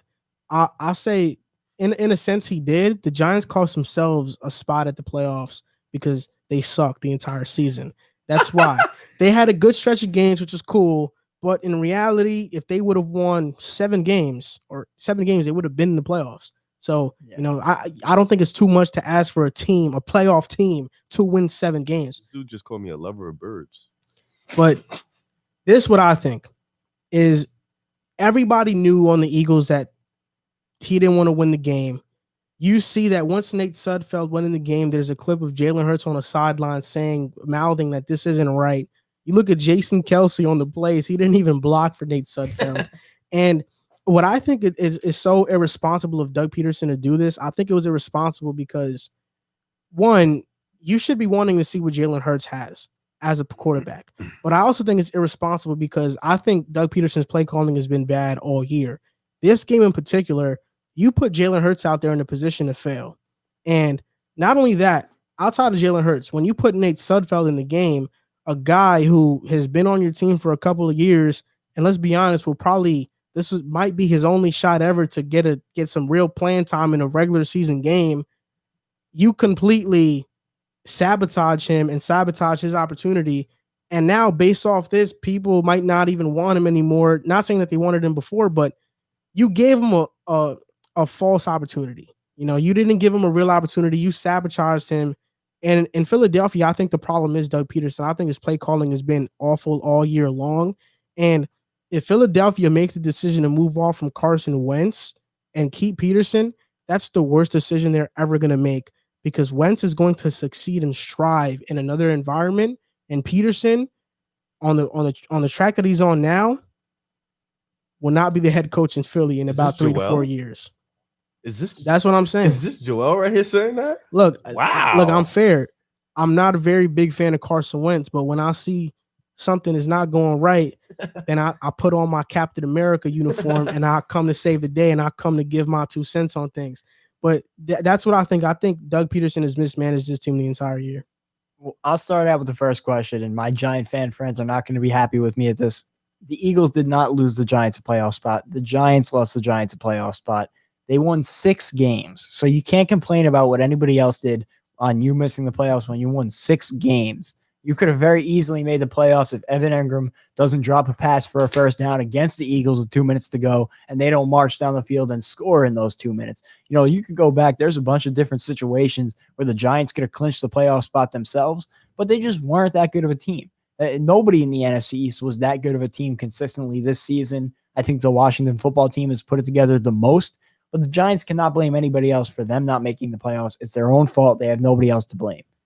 Talking about Sunday night in particular, it was bad. And I tweeted after the game, Doug Pederson should be embarrassed. It was a joke, and his press conference was even worse. One thing I will say, even though I disagree with the move, I think it was stupid. I think it was bad timing. I think it was a poor coaching decision, and just a poor decision as like anybody who could read the room and see what the response is going to be. Like you said, he set Nate Sudfeld up to fail. He did say earlier in the week he did want to get Sudfeld some meaningful snaps. So I don't think that this was some sabotage operation from Doug Pederson. I don't think he sat there and said, oh my God, the game is close. We don't want the Giants to make the playoffs. Let me throw in our backup. No, this was calculated. He knew he wanted to do it. But as a head coach of a football team, you have to see it's a 3-point game that another team is depending on you winning to clinch. It's a horrible spot to put your backup quarterback in. It's just, I can't get over how bad of a decision it is. It was not a winning decision. And when you're in a position like that, realistically, what was the difference in picks? What did they? I honestly don't know. It would have been a pretty huge difference. It was 9-6.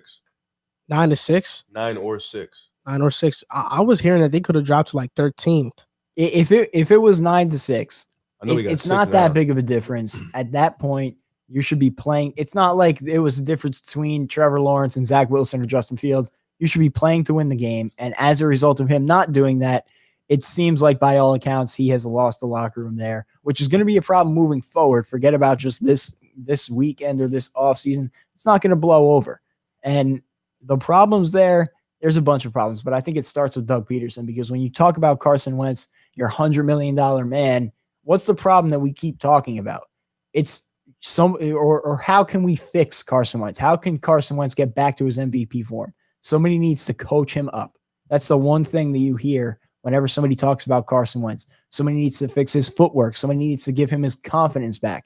And where do you gain that? From your coach. And he hasn't gotten that from Doug Pederson at all. So I don't know. I just think from the top down, there's a lot of problems there. Like Riv said, the cap situation isn't great. And there are a couple of holes here and there that have just been like patchwork, run over and just tried to cover up the holes and go as far as you could without the wheels falling off. I don't think they're that far off, in that division, because I don't think anybody is that much of a contender in that division right now. But the problem is the Washington football team is going to get a quarterback. The Giants are going to might figure out some of their problems this offseason. The Cowboys, if they bring back Dak, everybody's going to be moving forward. And the Eagles are just going to be moving backwards because now they chose Doug Pederson. Like you said, Wentz is more than likely gone. And now Jalen Hurts is the guy. Can Jalen Hurts replicate what he did in 5 games this season, next season? I question that. I think what really destroyed my confidence is when Doug Pederson said J.J. Whiteside is going to continue to get more reps next year. I can't suffer another failed draft. I can't. Like, I don't think we should miss on this draft. I think we have to really hit home on this draft. And I think, like you said, everybody's moving for Washington is young. They got a lot of young talent. The Giants have a lot of young talent. Dallas is getting their quarterback back. They still got some young talent out there too. We're just old and beat up. And I think the video of Kelsey, Ertz, and Wentz sitting on the field, I think that speaks volume. I think it's the end of an era for this Philly team. I think those 3 are probably going to be gone. Maybe not Kelsey, because he still does what he does. But I think Ertz is gone. I think Wentz is going to end up being gone. I know for a fact Alshon is gone. Deshaun Jackson's probably we're going to get some cap back if we release him. So I think this is going to start the trend of the young guys, the Miles Sanders and the Jalen Reagor. I think we're going to see a lot of the young guys playing next year, and I think this is the end of the old guys. I even think Brandon Graham might be gone because he's probably our only trade value because it just doesn't make sense. They're going to go backwards. See, the play that proved to me that they didn't want to win the game was when you decided to go for it and not kick the field goal and tie the game. I didn't think there was any reason to go for it. It's not like it was like 2 yards away. It was like 6 yards away. Like, they were you don't decide to go for it there. You decide to tie the game. So if they cared about winning, they never would have taken Jalen Hurts out. Yeah, exactly. He wasn't playing. He wasn't having his best game, but he was playing at least okay, solid, good enough to win in a game that close. And he's the most dynamic playmaker you had on the field. So I don't get it at all. Yeah, so that's going to do it for this episode of the Pick a Side Podcast, episode 55. Riv made his debut, his 2021 debut, as we all did. We all made our 2021 debuts. And just to update you guys on what's happening this week, talk to him. This episode was about just headlines of week 17 and overall we thought about the season. We're going to do a playoff preview show. We're probably going to go live for that again. We're going to preview all 6 wild card games. Then we're going to probably give some individual topics on like the hottest storylines of the playoffs. Then we'll do an NFL pick on wild card edition in that episode as well. I didn't want to do it this episode because I felt like I wanted time to prepare to really study each team in the matchups instead of just giving a prediction, rather just give it in that show. Then later on in the week, we're probably going to record a basketball episode if we have the time for it. We know that Curry just dropped 60 and the basketball stuff has been going crazy. Yeah. But I think it's a little bit better that we're recording a basketball episode this week and not last week. Yeah. Last week would have been a lot of overreactions to the first week of the season, where as now we kind of are more settled into the start of the season of the NBA. But yeah, I mean, thank you guys for watching on this episode of the Pick a Side, whether you're listening, watching on YouTube Live. Thank you guys for watching. As always, you can find us on TikTok and on Instagram at Pick a Side Podcast. You can find us on Twitter at Pick a Side Pod. On Instagram and Twitter, we update you guys when we're going to go live, so you guys will always know when we're going to go live. And if you guys want to donate to us on Patreon, you guys can at patreon.com/pickaside podcast. So thank you guys for watching, and we'll see you next time. Yeah, thank you for the support. Happy New Year. Yes, sir. Yes, sir. Happy New Year. So what are people saying in the chat right now? Oh, they're just arguing with each other.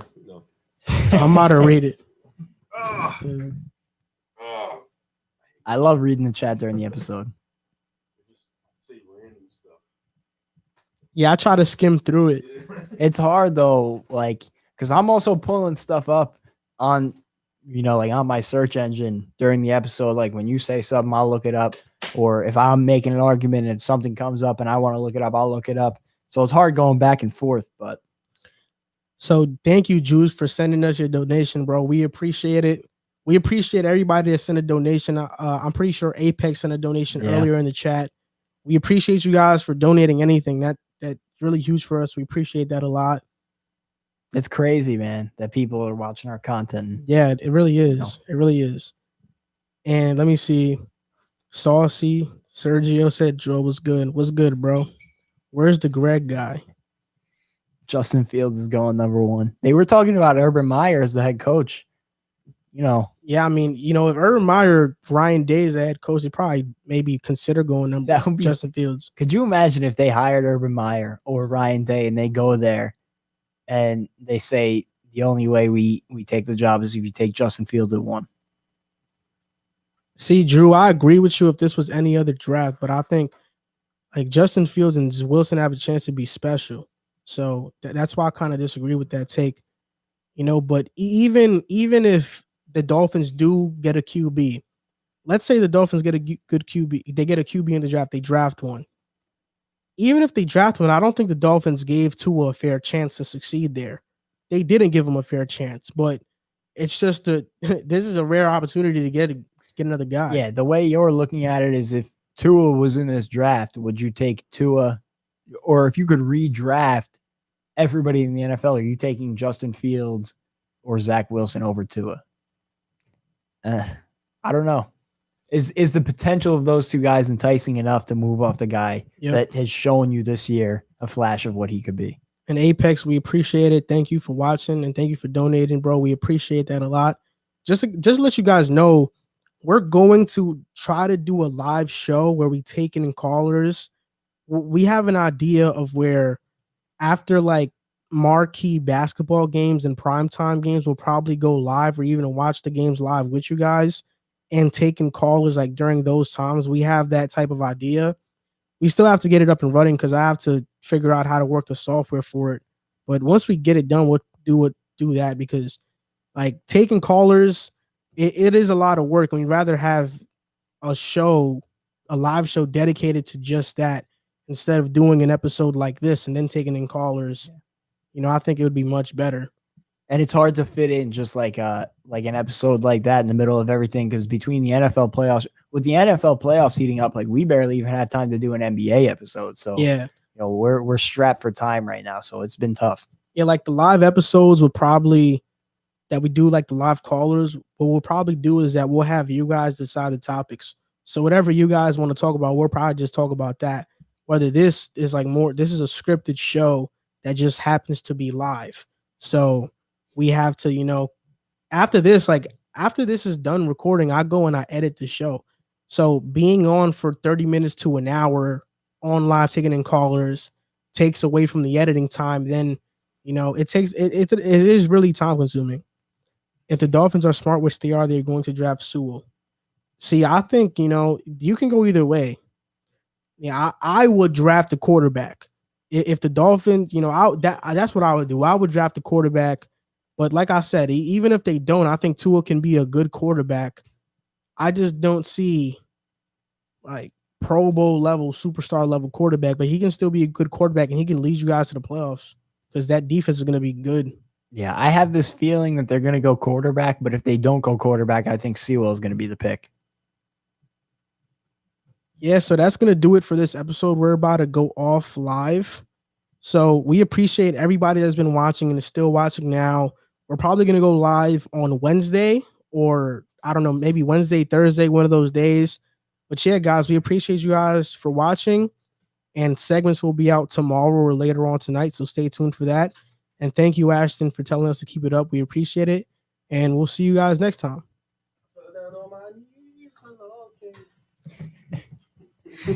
Yeah, Happy New Year, guys. Thank you very much for watching.